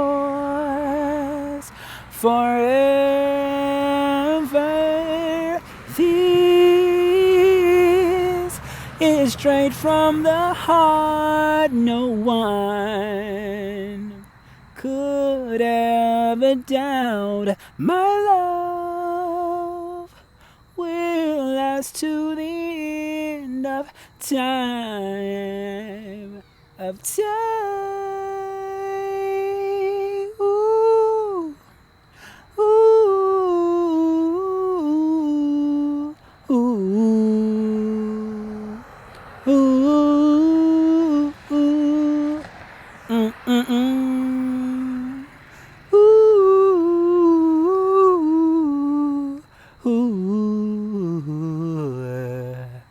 Oh, this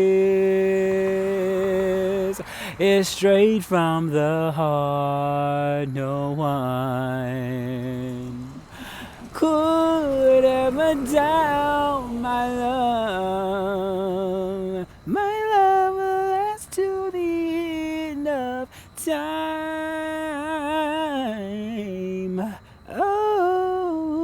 I was gonna play that. I was gonna play that song for him, and I had it in my mind that he was gonna change. He was not gonna be such a cruel-hearted person to me, and that I was going to come over with him and play that song. You know, Miss Annie, sometime around February, your son Elijah, he had to write a letter for one of his friends that was in another country. And he told me this over the phone. He said, I have to write this letter for my friend so that she can get married. And I thought to myself, how smart and brilliant is Elijah that he, at just 26 years old, is writing a letter so that somebody in a third world country, I don't know if she was from Venezuela, I don't know where she was from, but he was writing a letter for her so that she could get married. And Miss Annie, I laid in your son's bed while he wrote that letter. And it was 4 o'clock in the morning. And I was in your son's bed. Mind you, we had already been together. It was February, so we had met in September of the year before. So we was going on about probably 4 or 5 months that we were dating during our abusive relationship. And Miss Annie, while I laid in your son's bed, Miss Annie, I looked and I saw Elijah typing. And he was playing Kirk Franklin. And Miss Annie, I looked at him under the cover. And I watched him. I thought your son was the most beautiful man that I ever met in my life. And I watched your son type. And I asked Elijah, do you want me to go? Because your son treated me like a fucking whore. He treated me like I was his hoe. He would use me and wipe his feet on me and then tell me to go home. So I asked your son, I said, do you want me to go home? That's what I asked Elijah. And he said, no, you don't have to go home. So I went back to sleep in his bed. The same bed where he got fucked in by everybody in my city. I shared a bed with your son and all of the men that your son fucked. I shared a bed with all of them because I didn't have a bed at my own home because I could not afford a bed. So I shared a bed with all of the men that your son was sleeping with. I laid my head on the same bed where your son got his asshole dug out, where he shitted on people's dicks. I laid on that same bed. And sometimes I would even lay on the bed, seeing stains on that bed. That's how your son treated me. But on this particular morning, I asked your son, did he want me to go home? And he said, no, you don't have to go home. It's only 4. It's early in the morning. You don't have to go. So I went back to sleep for an hour. And so your son never let me come back over to St. Regis. And so I never played that song for him. I never got to play it for him. But you know, Miss Annie, the reason why I'm able to go to war with your son, the reason why I'm able to take him down legally in the court of the law is because I feel like you should always know your enemy. Well, I got to sleep with my enemy for 6 months before I started going against him. I slept with your son for 6 months during the times that he was abusing me. Miss Annie, I sat in a recorded room and I told the detective that your son tortured me. I told him everything your son did to me. And do you know, after that, I went into a room with a prosecutor named Danielle Sedigzad and a victims' rights advocate named Miss Elizabeth and her assistant. And I told them with tears streaming down my eyes, I said, he did not physically assault me. Elijah did not physically beat me. He emotionally, psychologically abused me, and he sexually abused me. And do you know what they told me? They said, that's worse, Jay. That's worse.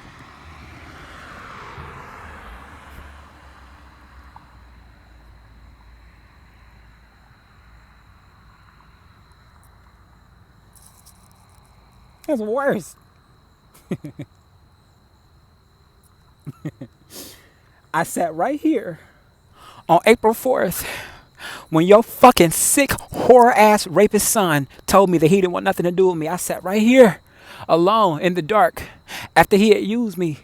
After he had used me for everything that I was worth. After your sick, bitch, pussy-ass, evil-ass, fuck-ass son abused me for 6 months, I sat here when he told me through text message he didn't want me. I sat here alone. Look at this. I sat here fucking alone after he used me. Do you know your son made me hold him after we had sex? And I told my therapist that. Do you know what my therapist told me? She said that's called aftercare. Do you know what that means, Miss Annie? Aftercare is what you do after having sex. Aftercare is when you make your partner cuddle you and treat you right so that you don't feel like you're being used. Aftercare is when you make your sex partner hold you like a baby so that you don't feel like a whore after they have sex with you.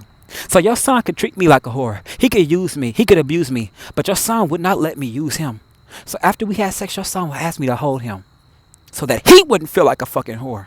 But your son used me at my lowest times. At my fucking lowest times, your son would call me over to come sleep with him because he thought that I was a dirty rag. I told that detective, your son treated me like I was a piece of trash because he thought I was a piece of trash. So on April 4th, when your son told me that he didn't want anything to do with me, even though I was just checking on him to see if he was okay, I sat right here. And I said, I'm going to call him one more time. And if he doesn't answer, I'm never going to call him ever again. And I called your son and he didn't answer. So you know what I did, Miss Annie? I laid back like this. I laid back like this on this slab. I laid back lonely, fucking lonely, while he sat in St. Regis waiting on another nigga to probably come over and fuck him. I sat here alone. And do you know what I did, Miss Annie? So that I could leave your son alone. Do you know what I did, Miss Annie? The next day, I went to the Boost Mobile store across from my apartment and I tried to get my number changed. Do you know why? Because even though I realized that I was not shit to your son, I thought if I don't change my number, then there's a chance that he's still going to be able to reach me. Your son told me he didn't want nothing to do with me, so I tried to make sure that he would not be able to have access to me anymore because I got it that night. I got it that I was worthless to him. I got it. I finally got it. So I went to the Boost Mobile store. Since your son wanted to go to a courthouse and try to get a restraining order on me and try to make it seem like he's the victim and try to make it seem like I want your son, the day that your son told me on April 4th that he didn't want me anymore, the next day I went to a Boost Mobile store with tears in my eyes and I said, I want to change my number. And do you know why? Because even though I would block your son after he would abuse me, I would unblock him so that I could check on your fucking sick ass son. I would unblock him. But I went to a Boost Mobile store the next day and I said, I want to change my number. And do you know why I did that? So that your son would not be able to find me again and use me after abusing me. Because that is what he always fucking did to me. Your son would abuse me. He would do the worst, most horrible things to me. And then I wouldn't hear from him in 2 weeks. And after he was done getting fucked by everybody in my city, he would call me or text me and ask me to come over. Come over. Oh, I miss you. I miss you. I want to make up for lost time. So I went to a Boost Mobile store and I said, I want to get my number changed so that your son cannot find me anymore. And do you know what they told me? They said, if you want to change your number, you're going to have to pay $50. You're going to have to pay the activation fee all over again. And I couldn't do it because I didn't have the money, because that's how broke I was when your son was abusing me. That's how broke I was. So I just walked out the store. And I thought, well, if I block him, he won't call, he won't call, he won't text. But if I ever unblock him, I'll never have peace from him. But then I thought to myself, Jay, maybe he'll just find you on the dating apps. Maybe he'll just find you when you try to look for love on a dating app, on a fucking app. Maybe he'll just find you again. So I thought, maybe I can't get away from this guy. And so 2 weeks I went to my job and I didn't text your son because he said he didn't want nothing to do with me. And I went to my job and then I went to these two young guys. I went to go see these two young guys because one of them was supposed to be my model. And I thought, let me just get out more. Let me just go have a friend. Like, let me just go find a friend, right? Mind you, I hadn't talked to your son in 2 weeks because he said he didn't want anything to do with me, right? So I thought, let me just move on with my life. This man has been abusing me and hurting me and used me for 6 months. Let me move on. So I found this young 21-year-old. And he asked me to come over his apartment because he wanted to be one of my models. He wanted to work at my art show. And I said, Jay, you need to get out more. Go to his apartment. And when I went over there, the two young guys that was there, so it was the 21-year-old and it was his friend. When I went over there, I didn't know this, but your son had already fucked both of them plenty of times. I'm sorry, let me say it the right way. Your son had already been fucked by both of them. So, Miss Annie, even though I could not be with your son anymore because he didn't want me anymore because he was done abusing me, I couldn't even go make friends because the first stranger's apartment that I went to, your son had already been fucked by them, because that's how much of a fucking whore your son is. That's how much of a fucking whore he is. But you know what? He's not just a whore. He's a rapist. And I'm sitting at home thinking I'm going to play a love song for him because that's how much I loved him. The people that your son has raped, because I don't know how many they are. I don't know how many boys he's raped. But the people that your son has hurt and abused, even if they do get money, even if they do get some kind of monetary gain, they're never going to forget what Elijah did to them. They're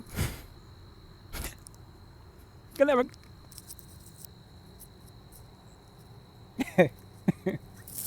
They're never going to forget what your son, your fucking horrible, evil ass son, they're never going to forget what your son did to them. None of those young guys. So So I have to try to come up with ways to try to make them feel happier, to try to be there for them. I text Mitchell all the time and I say, how you doing? How's your day? You know, I have to check on Mitchell because I think to myself, what can I do for his victims? What can I do to help them feel better? Because when I talk to Mitchell, there are some times where he still cries when I call him. Because your fucking nasty ass son, even after he raped Mitchell and even after he infected him and gave him syphilis and chlamydia, a month later he still tried to get him to come over and sleep with him because that's how much of a fucking sex addict. And that's how evil and selfish Elijah is. That's how selfish your son is. And I was staying up at night thinking to myself, when I see him again, I'm going to play a song for him because that was my baby. My fucking ex-boyfriend, I don't even know, cause like what do I call him? You know what I'm saying? What do you call somebody who was with you for 6 months, but he's telling everybody that he wasn't with you, right? So somebody who I love, somebody who I was dating for 6 months is a fucking rapist. And you know what's crazy, Miss Annie? My daddy was a rapist. And my grandpa was a rapist too. My grandpa, my mom's biological dad, his name was Oscar Charles Stevens. He was a rapist too. They said that he was with a young girl, and they said that he raped a woman too. So the fact that my ex-boyfriend was a rapist is really not a big shocker anymore because it's like it kind of was in the family, you know? But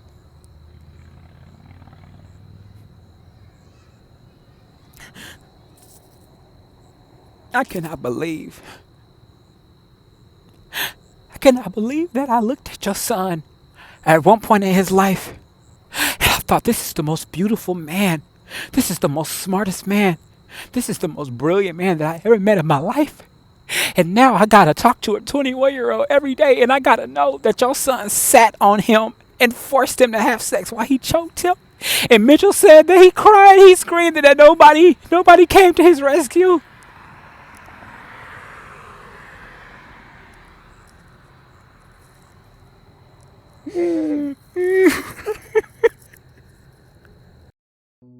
I couldn't believe it. I couldn't believe it.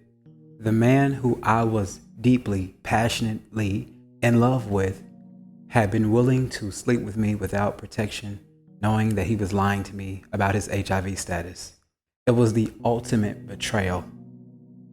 And I spent many nights in deep agony and anger, knowing that while I was crying my eyes out, while I was deeply depressed, angry, suicidal, that on the other hand, Elijah probably did not lose a wink of sleep over what he had done to me. He probably had not felt any kind of pain that I have felt during the time that I was filming and documenting my emotional distress. I remember I thought to myself, if he lied to me about his HIV status, that means that the entire time we were together, it was just all a big lie. Every single thing was a big lie. And that put me deeper. I remember I asked Elijah, I said, would you go out with me on my birthday? My birthday was March the 25th. Will you spend my birthday with me? We had just had a pretty bad argument and I was just trying to make things better. I just thought, I know how to fix this. I'll fix this by just trying to play the friendship role. Maybe if we just be friends, maybe things will work that way. And I asked him, I said, will you spend my birthday with me? And he said to me, oh, I can't. I have to get ready for graduation. And I said, yeah, but you don't graduate until May. My birthday is in March. And he said, yeah, but I just can't. I just can't. Look at all the things we have to do. See, we have to do so many things to get ready for graduation. I just can't.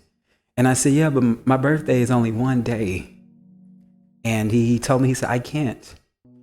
On that same day, we had agreed not to speak anymore. On that same day, he had sent me images of himself through a dating app without knowing that that was me. And that was at probably 2 a.m, maybe. And I didn't respond, so he kept sending me more messages because he didn't know it was me on the Jacked app. So I just blocked him. And I remember I saw him on my birthday. Anyway, if you watch my documentary, The Boy in St. Regis, you'll see that even though he told me he could not go out with me on my birthday, that I saw him on my birthday anyway at the plaza. And I can even show a text message because I know he says that everything I says is a lie. So this is me saying that I didn't mean to run into you today. I was just trying to enjoy myself. I remember I spent a lot of nights crying after I found out about his HIV status and that I had been a victim of not just rape, but of a different kind of sexual abuse. And I remember crying and I remember thinking to myself, wait a minute, this could be a teachable moment for young gay men. Our story of abuse and pain, it could be a teachable moment. Young gay men can learn about sexual abuse, relationship abuse, emotional abuse. If they hear what happened to me, if they hear what he did to me, they can learn. People out here, they're not trying to date with intention. Nobody is dating with intention. People only want to use you. Especially in our little small community where half of us are hiding in the closet, not ready to say who we are or what we are. Everybody's out here trying to get their lick back on their ex. Elijah was not over his ex at all. And even though he had chronically cheated on him, he talked about him all of the time. While I was with him, he even told me he wasn't over him. But everybody is trying to get their lick back. Everybody is trying to be nonchalant. No one is dating to love. People are only dating to use. I had to realize something, that some people are trying to play the nonchalant game. Some people are trying to show that they're not as interested as you in the relationship. And some people are trying to show you that they have less feelings than you so that they won't be hurt. Everybody's trying to walk away as the scorekeeper. Everybody's trying to walk away being unbothered and not hurt. And there's nothing wrong with casual sex at all. There's absolutely nothing wrong with it. Sex is a thrill. It's a beautiful thing. But using somebody, agreeing to go on dates with a person that you have no intention of going with, withholding love and affection from a person who cares for you, and plotting against someone, and actively lying against someone who you know loves you, is sick. It is sick. That's what it is. I had to spend a lot of time in therapy for what Elijah had done to me. And then I had to spend time at the detective's office for what he had done to me. And then, according to my lawyer, I would have to spend time in court for what he had done to me. My journey to justice would be a journey full of tears, sleepless nights. I documented that Elijah had caused me insomnia. He had caused me to lose hours of sleep. That's what happens when you're too angry to go to bed or you're too sad to go to bed. Usually when I'm depressed, I can sleep well, but if I'm sad to the core of my soul, I can't find comfort in a bed, laying down. I have to get up and walk, even if it's in the freezing cold. One thing I understood is that the person who I was asking to spend my birthday with, it was not a person who was just mean. It was not just a person who was selfish. It was a person who was a sexual predator. I was laying next to somebody who was using an app to find new victims.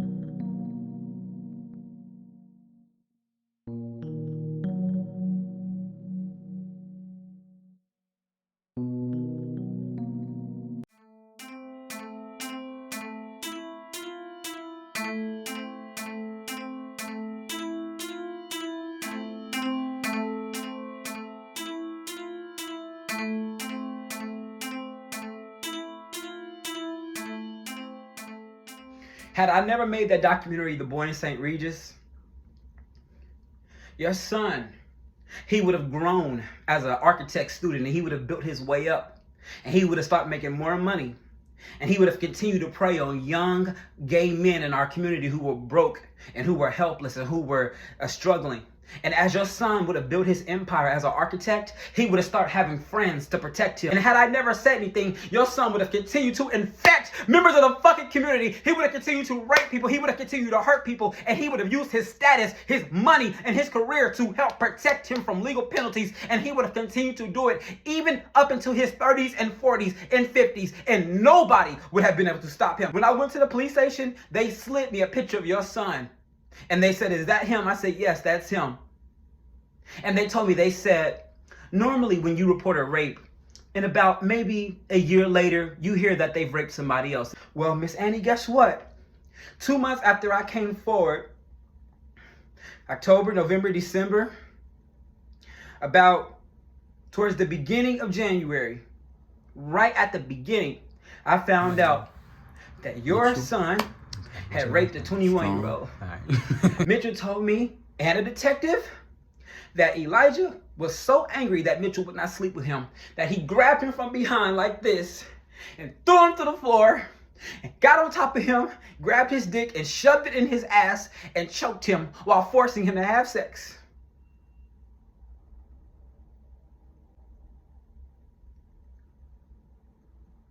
It's not a problem, and the reason why is because he had found some items for me that I needed from his home.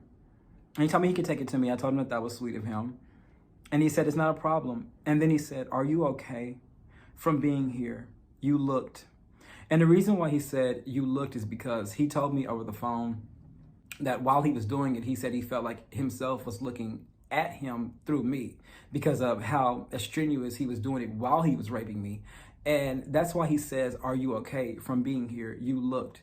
Because he knew that he had raped me. And he felt the deep guilt in how he had used me like a rag doll, like I was a sex doll or a puppet for his pleasure. He knew it. So he asked me about it. I tried to play it off. I tried to act like it wasn't a big deal because I was taking the rape and I was pushing it back. I didn't want to think about it. No. And that's why I played it off. I said, I'm okay, LOL. Just needed some sleep. I fell out as soon as I got home. Thanks for asking. I was so exhausted and so tired from the night of the sex went on for hours, even after I no longer wanted it, even after I said stop multiple times. This is the text message that I showed the police. He says, okay, cool. Want to make sure I didn't freak out or rape you or something. Good, you got some rest. I didn't say anything. Once he mentioned the rape, I was like, he wants to talk about it because I did not want to talk about it with him or with anyone. I wanted to ignore it and just push it back. I didn't want to think about it. I just wanted to ignore it. Once I would not respond, once he mentioned the rape, he said, can you talk? And I said, okay. And the reason why he wanted to talk is because he wanted to talk to me about the rape over the phone. Elijah had a good way of keeping all the abuse, all the horrible things he said and did to me, all the drugs. He had a good way of keeping it only on Snapchat or Jacked. So as opposed to other people who, sex and intimacy have to go together, and, you're very cautious about who you might be sexual with. A sexual narcissist they really have an inflated sense of their own skills, prowess, and they think of themselves as like sexual heroes. They can't imagine why anybody would not want to have sex with them. They grow bored very quickly, so they have this very high sensation-seeking element of their personality. They grow bored very quickly with a sexual partner, and often the sex is escalated to more and more intense levels. Many people who get into a relationship with somebody with pathological narcissism will, especially at the beginning of a relationship, note that the sex was incredible at the beginning. And that is something that happens often with a narcissistic person because they're very uninhibited. But I think it also has to do with the fact that when you're in a relationship with a narcissistic person, sexuality may be the only actual connection that you ever have with them emotionally, other than the projections that they project on you, anger, manipulation. A sexual narcissist is more prone than most people to be in affairs, to have different sexual partners that they might actually have ongoing relationships with. But there's also an element of aggression in their sexuality. These are people who are not concerned about emotional closeness or intimacy. It's more of enmeshment, where their identity and yours is determined based on very rigid roles that people play. There's often a lot of manipulation that happens. They can be very charming. They might use money to obtain sex. So, prostitutes and all of those things that go along with that, pretty common for them. A sexual narcissist will cheat on a partner without caring about it. Whereas even, an average person, so to speak, that might be involved in some kind of an affair, they still have guilt about it. But not so with a sexual narcissist, because they're really only focused on meeting their needs and no one else's. A sexual narcissist tends to be aggressive, and as with the traits of narcissism, they need praise, they need admiration, but they also feel entitled to sex from whoever they want it from. They're not concerned with their partner's needs. And really, I think the way they look at it is that, you should just comply with whatever I want and not complain about it. The other person's feelings, boundaries are really not taken into consideration. In fact, often a sexual narcissist takes pride and boosts their ego by breaking another person's boundaries, because that allows them to have control over the other person.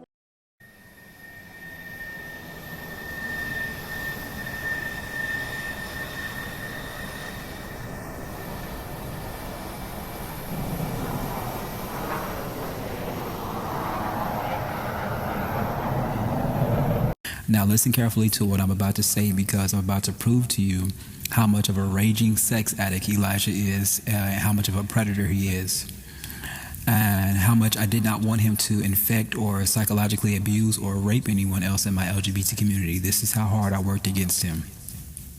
Now, I pressed charges against Elijah on October 9th of 2023, and that was my way to help protect him from someone else. I had admitted that I had stayed with him after the rape, but I thought if I pressed charges against him that could help protect him from someone else. I had already started an investigation against him 4 months before I pressed charges, but now I wanted a detective to open an investigation against him. This is before I found out that he raped Mitchell Strong.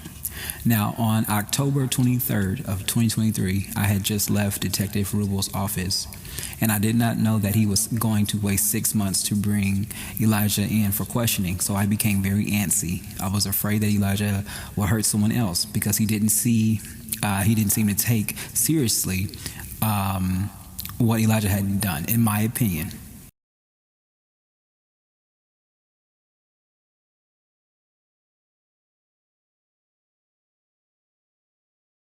I had a tragic accident in which I was coming down the hill and I had a bike injury and broke my wrist into pieces, which caused me to have an emergency surgery, but it was not scheduled until a week or so later. On December 11th, right before my surgery to fix my broken arm, I found out from someone who had come forward in my direct messages that Elijah had HIV the entire time that he was with me.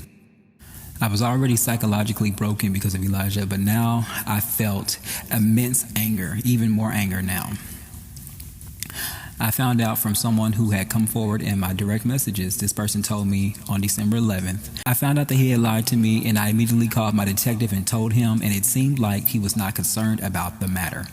On December 14th of 2023, I had my surgery, which they put a metal plate onto my wrist by cutting open my arm. And what is so sad, but is not surprising, is that the next day, as I laid in bed in agony and physical pain trying to heal, I had discovered that Elijah Thomas was back on the Jacked app. I knew it was him for 3 distinct reasons. The age was his exact age at that time, 27. The icon that he used was the school book, which is an icon to represent someone who is educated or in college. And also because the distance was the same as it was when I first met him, 2 miles. I knew that this was his account, but I had to be sure, so I did what I had to do to make sure that it was his account.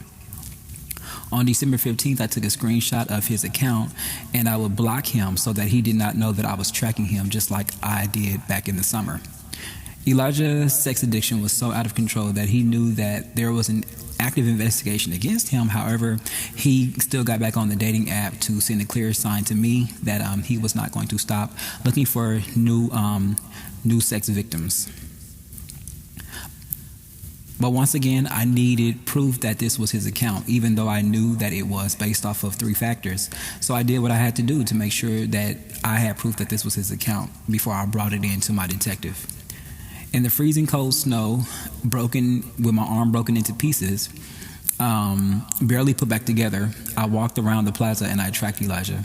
I stood outside of St. Regis Apartments on the opposite side, and on the app, it showed that he was now only 800 feet away from me instead of 2 miles, which means that that is right where he was. I told Detective Rubel that I did this. I wanted him to know that I did this.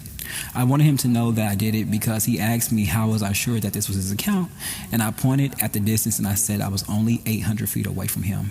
Because I had found out that he had just one more disease that I did not know about, which was HIV, this compelled me to warn people about him, especially because Detective Rubel told me that HIV was not considered a death sentence anymore, and that they might not pick up the charges. So 3 days straight, I walked in the freezing cold with a broken wrist and sent warning messages to as many men as I could on the Jacked app. And then I sent the last warning to Elijah Thomas to send a clear sign to him that his sex crimes would not go unchecked. I sent him a message that I had discovered that he was a serial rapist and that he had exposed me to HIV. But I made sure to not send him any threats. I told Detective Rubel that I wanted to do this the legal way. I wanted everyone to know what I was doing, so I documented everything that I was doing on camera. I could not find Elijah anymore because he reported me to the Jacked app. That is what I believe. So I got on my other phone to use the Jacked app from another phone to see if I could still track him. I needed as much evidence, and I needed to continue to watch him so that I could continue to bring in more evidence. I wanted as much evidence as I could, but I could not find him because I believe that the Jacked app had either made it hard for me to pinpoint his account, or somehow he just was not able to be tracked. But I tried hard. In the freezing cold, I walked with a broken arm. My arm just put it in its cast, and I walked around the freezing cold in the plaza to see if I could still find him on the app. I did not want him to do to any other young gay man what he had already done to me, because it did not seem that my detective was taking my allegations against Elijah seriously. I started to interview people on the Jacked app to see if I could find any more information on Elijah's crimes, and that is how I found out what he had did to Mitchell Strong, by interviewing him on the same dating app that Elijah had used against his victims. I never asked for any payment for what I have done. My documentaries are free, and I never asked for a pat on the back either. All I ask is that people take Elijah's sex crimes seriously, because it seems like the law did not.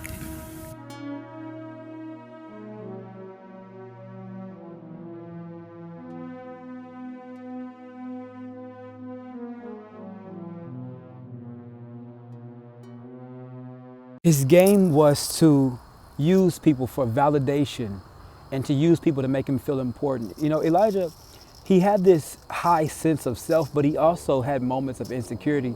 I remember Elijah, I was sitting on his bed one day and he said, "I'm just built different."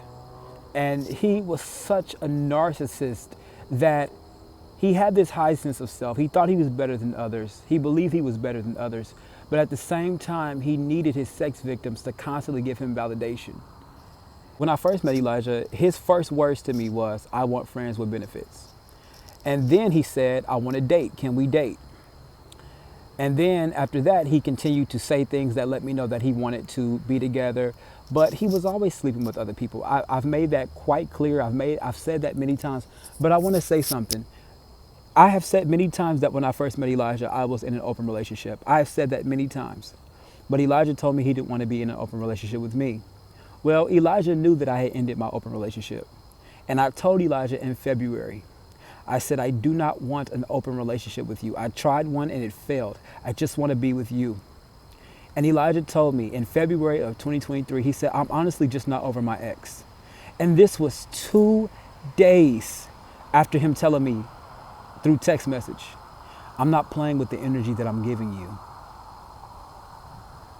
And I said, "What do you mean?" And he said, "You know what I mean." Elijah, he would say things like that. And then 2 days later, he would go, "Oh no, I don't want to be with you." He would make it seem like he wanted to be with me. He would make it seem like he was ready. And then 2 days later, he would go, "I'm single. What do you mean?" And when I asked to come to see Elijah, it was always a no. Only he could bring me over. That's because he wanted all the control. Elijah did not want me to think that we were in a relationship because he wanted to control it. If I felt secure while we were dating one time, then that means that I had the control. Elijah had to deny that we were together. I mean, this man told me, I remember one time Elijah came behind me and wrapped his arms around me. He said, "I want to meet your family." And then after that, he would say, "We're not together, we're single." We're just friends. He did that to me constantly. Constantly. Elijah wanted me to know that I was worthless. He wanted me to know that I was not worth his time, his attention, and that I was only meant to be used for sex. And then he would use romance to pull me back in. He would do sweet things to pull me back in, to make me think. I'm going to say something. I'm going to share something. I didn't include this in the last documentary, but on March 8th, Elijah did ask me to stay. And I did mention before that he asked me to stay, but I didn't mention this specific story. So I want you to pay attention to me. He had asked me to stay before, but this is a very specific story. On March 8th, I told Elijah, I can't keep doing this with you. I cannot keep doing this with you. I remember Elijah said, just stay, just stick around. And I said, stay in what? And he said, stay and we can have something.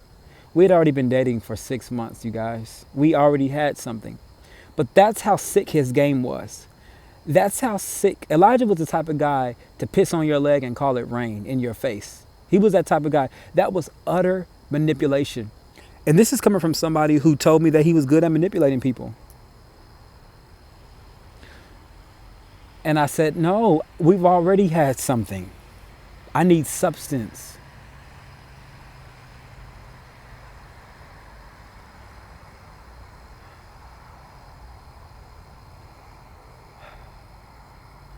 I'm going to share something with you guys.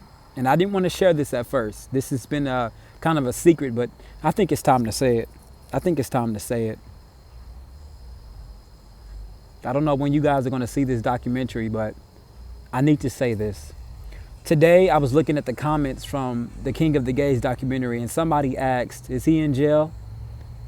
And I almost told them the truth, but I said, Jay, save it for later. Save it for another time when you're ready for people to know. But the answer is, as of right now, Elijah is not in jail, and I'm going to tell you guys why. In May, we got a call from Danielle Sedigzad. Danielle called me first, and then she called Mitchell, and she told us, we are not picking up the charges against Elijah for rape or for exposure to HIV. That's what she told me, the criminal charges. There's criminal charges, and then there's civil charges. And I just started crying. And I said, Danielle, I said, does that mean that you guys are dropping the charges against Elijah?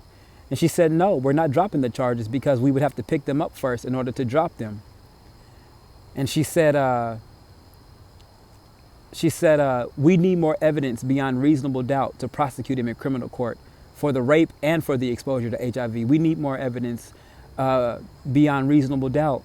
So at this time, we are not going to pick up the charges against Elijah. And I started crying, and I told her, I said, he's going to do it again. And I told Danielle over the phone, I said, well, that means you're going to drop Mitchell's charges too. And she said, I can't discuss Mitchell's case with you. I said, but I have a text message of Elijah mentioning the rape to me, and Mitchell doesn't have that. So that means you're going to drop Mitchell's charges too. I mean, that means you're not going to pick up Mitchell's charges too.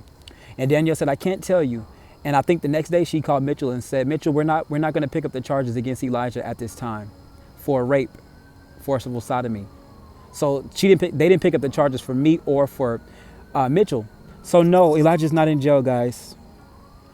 I didn't want to say this, but I'm going to say it. I'm going to say it because I'm brave enough to say it. I'm strong enough to say this. I didn't want people to know this, but I'm going to say this. When I first found out that Elijah had been sleeping with me without telling me that he had HIV, when I called Detective Rubel and told him, I asked Detective Rubel, I said, Detective Rubel, do we have to press charges against Elijah for exposure to HIV, or are you guys going to include that in the charges already? Detective Rubel told me over the phone, he said, I want to tell you, they're probably not going to pick up those charges for exposure to HIV because HIV is not a death sentence anymore. They don't care what he did, guys. Okay? They don't care what he did. I never thought that Detective Rubel would ever say that to me. And so I interviewed Detective Rubel in a recorded room. I said, Detective Rubel, can you explain to me once again what you said over the phone? Why won't they pick up the charges for exposure to HIV? And Detective Rubel said, well, because HIV is not really a death sentence anymore, Jay. You know what happens when you get HIV? When you get HIV, there's a chance that you can contract AIDS, full-blown AIDS. So once you get HIV, there's not a chance that your body could work with the medication. There's not a chance that the medication can work. So when you get HIV, there's a chance that you can get AIDS, because HIV leads to AIDS, which means that when you get older, your body stops fighting. And eventually your cells and your blood cells and everything inside of you basically just deteriorates. Why do you think I would want to have a disease that could possibly give me full-blown AIDS? Why do you think I would want to have that? So I told Danielle, I said, Danielle, is there a chance that I could try my case again against Elijah, my criminal case? She said it's a possibility that we can try the case again. And so even if they had more proof that Elijah exposed all of us to HIV, no matter what I brought, no matter the text messages I brought in, no matter the statements I brought in, Mitchell was willing to come forward. Even if we did have way more proof that Elijah exposed us to HIV, they still would not pick up the charges, because they said that HIV is just not a death sentence anymore.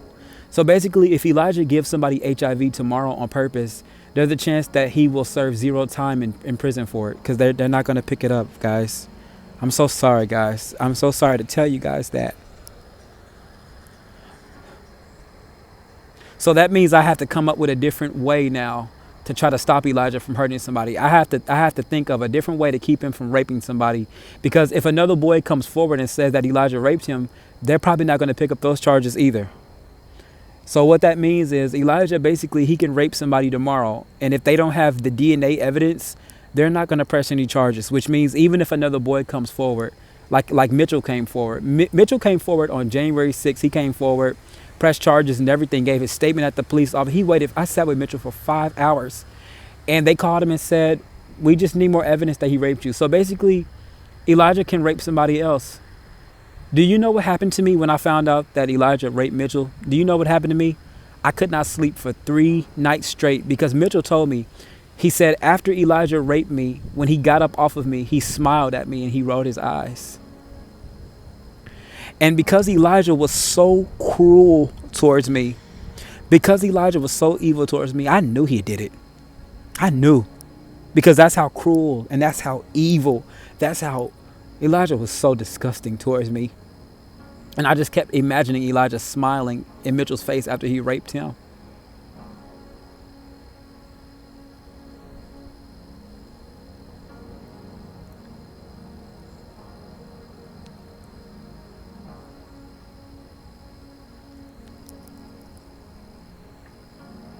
You know, Elijah, he used to feed me. He didn't just buy me pizza, or he actually fed me. I mean, literally fed me. He liked to make s'mores with me. He loved s'mores. And I remember when I was making the s'mores, I showed him how to cook a s'more over the oven. I said, we don't need no fire. We can just cook it over the oven. And I put, me and Elijah, we stood shoulder to shoulder by his oven. And I remember I put a marshmallow on a fork and I burned it over the stove. I said, look, you don't need no fire. You just burn it over the stove. And I put the marshmallow in between the graham crackers and the chocolate, and I gave it to Elijah. And he took the graham crackers and he fed it to me. He fed it to me, and I took a big bite. And I remember when I came to see Elijah in February, he was eating chicken and rice. Elijah, he loved to eat anything. That boy ate everything. And I remember he had an egg roll sitting on top of his chicken and rice. And I brought him a big cookie, and he put the cookie on top of the rice. And I remember Elijah, he put some chicken and rice on his fork, and we were laying in bed together. And he said, open up, open up. And he put the fork right in my mouth, and I bit the rice, the chicken and rice. And he fed me, and we laid in bed together. And then about a year later, I sat with a 21-year-old in a library while he told me that Elijah raped him on the floor. And when he was done raping him, after he made him ejaculate inside of him, he stood up and smiled in his face, because he enjoyed raping Mitchell. He enjoyed it. He enjoyed overpowering him. He enjoyed doing it to him.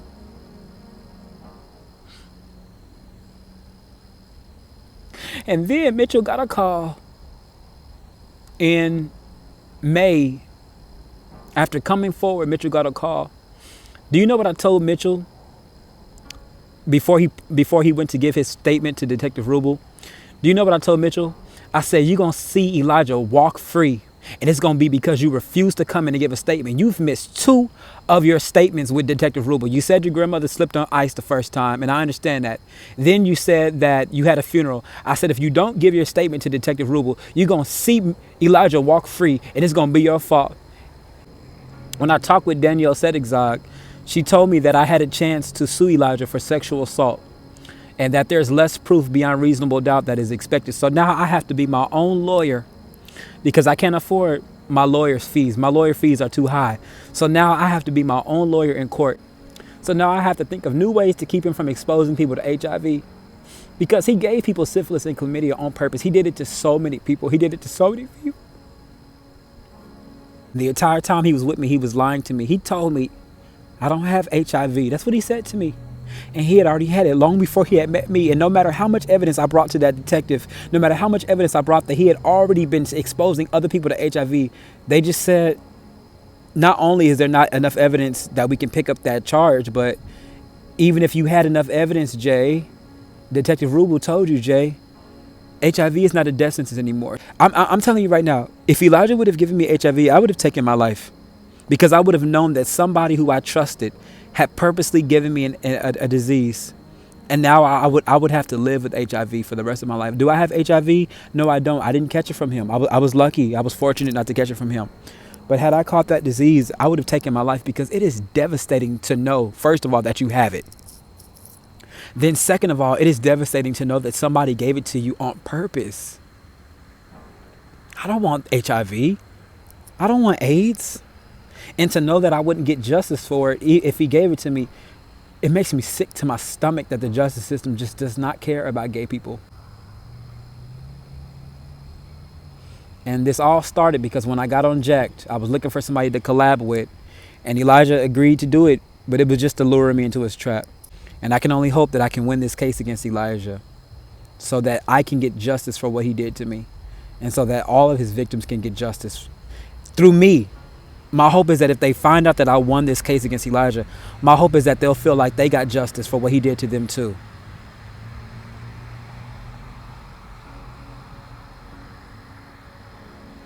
No matter what I've done in my life, fighting for his victims and fighting for the rights of the LGBT, somehow that makes me feel as if I've put my mark on this world as a person who has chosen to be positive and to be a good force.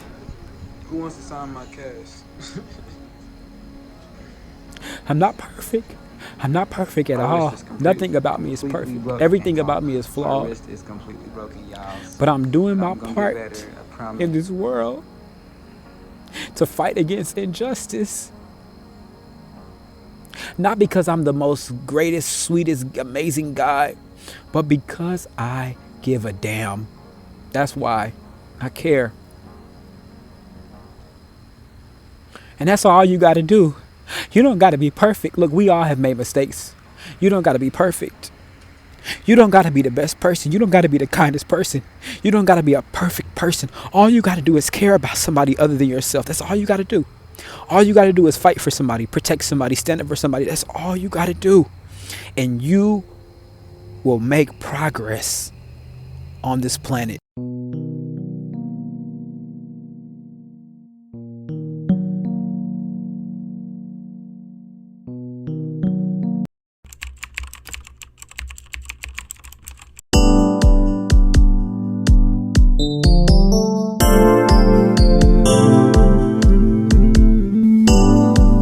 This is a signal for emotional distress.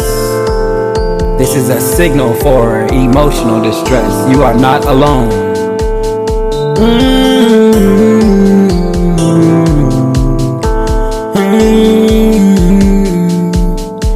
This song is dedicated to my rapist. Couldn't you tell I was different from the rest? Couldn't you feel it down deep inside your chest? You should've known better when I got in your car. Couldn't you tell you was fucking with a star? On the same block, same number, same hood. You was looking for some dig up to no good. You ain't tell me you was sick, you let me bust down. Took me long enough, but I finally found out. Oh, you should've known better. You should've known better than to treat me like a dog. When you the one playing in the slot with the hogs. Thought you was a player, first you ball, now you crawl.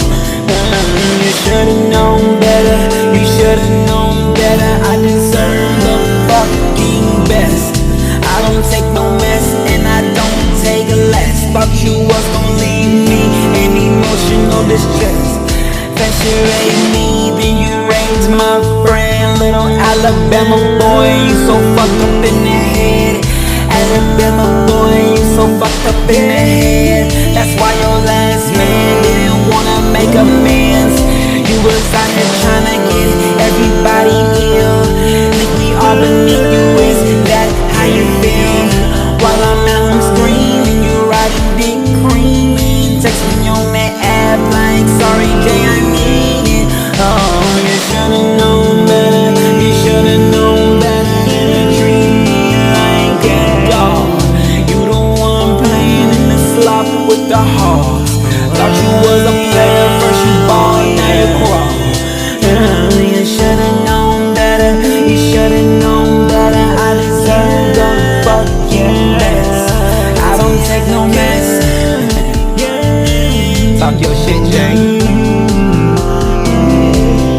I don't have to lay a finger on you. I don't have to look for you.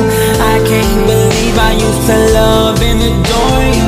He was out there chilling with the demons in the crooks while I was working hard. Now that nigga looking shook. I don't have to hurt you, they already know your name. And even if you change it, I done made you famous. From ATL to Cali, they all know that you're a rapist. He couldn't get no dick, so that nigga had to take it.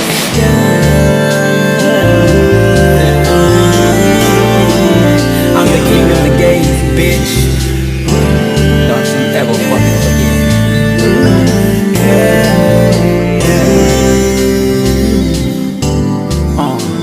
Shout out to Mitchell Strong. Keep going on and on. We will never forget.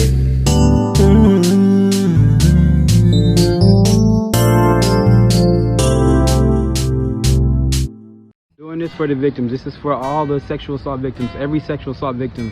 Jay Hunter, the king of the gays, is doing this for you. People are not taking sexual assault victims seriously. They're victim blaming and they're victim shaming. So I'm doing this for us. I'm walking for us.